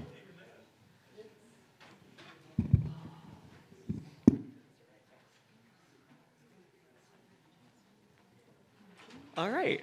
My name is Cameron Arsenault. I'm a resident of Fort Worth in Tarrant County. I'm also a former resident of Farmers Branch, where the city suffered under Tim O'Hare's divisive actions as mayor, dealing significant financial and reputational damage that the city has only just recovered from. I'm speaking out because I don't want the same thing to happen to Tarrant County. This mid-decade redistricting is unwarranted. It'll likely cost the county thousands at least of dollars in lawsuits. It will also cause untold administrative headaches and costs, just moving all the resources between these different precincts for changes that are only going to be in place for the next 5 years. I ask that you keep the current boundaries in place until we receive new data from 2030 and be responsible stewards of our tax dollars. If you feel that perfectly balancing population is important enough, which again, it's pretty close right now, then I ask you at least consider other options beyond these 5.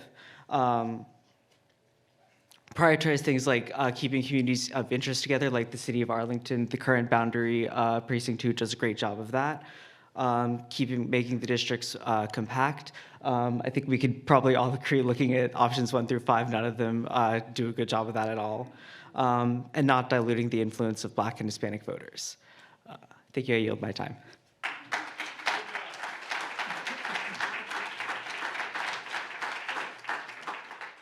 All right, thank you. I think that was our last speaker. I appreciate you all being here. Before we leave, I wanted to thank another group of, group of folks, the Constable's Office. Thank you guys so much for being here tonight. We really appreciate you. It's good to see you. And then also Tarrant County Facilities, who helped set this up, who's doing the audio, who's doing the visual, who's doing all that. Chad Raines and his team, you guys have done an awesome job tonight. So thank you very much for being here. The fact that this is a thinned out crowd is fantastic, because this is a good crowd even in and of itself. We've lost a lot of folks. I want to thank you for being here tonight. Thank you for giving of your night. Thank you for giving us your opinion for or against. I really appreciate that. Hope you have a safe trip home. Thanks again for coming out to the Gary Fickes Courthouse, and have a great night.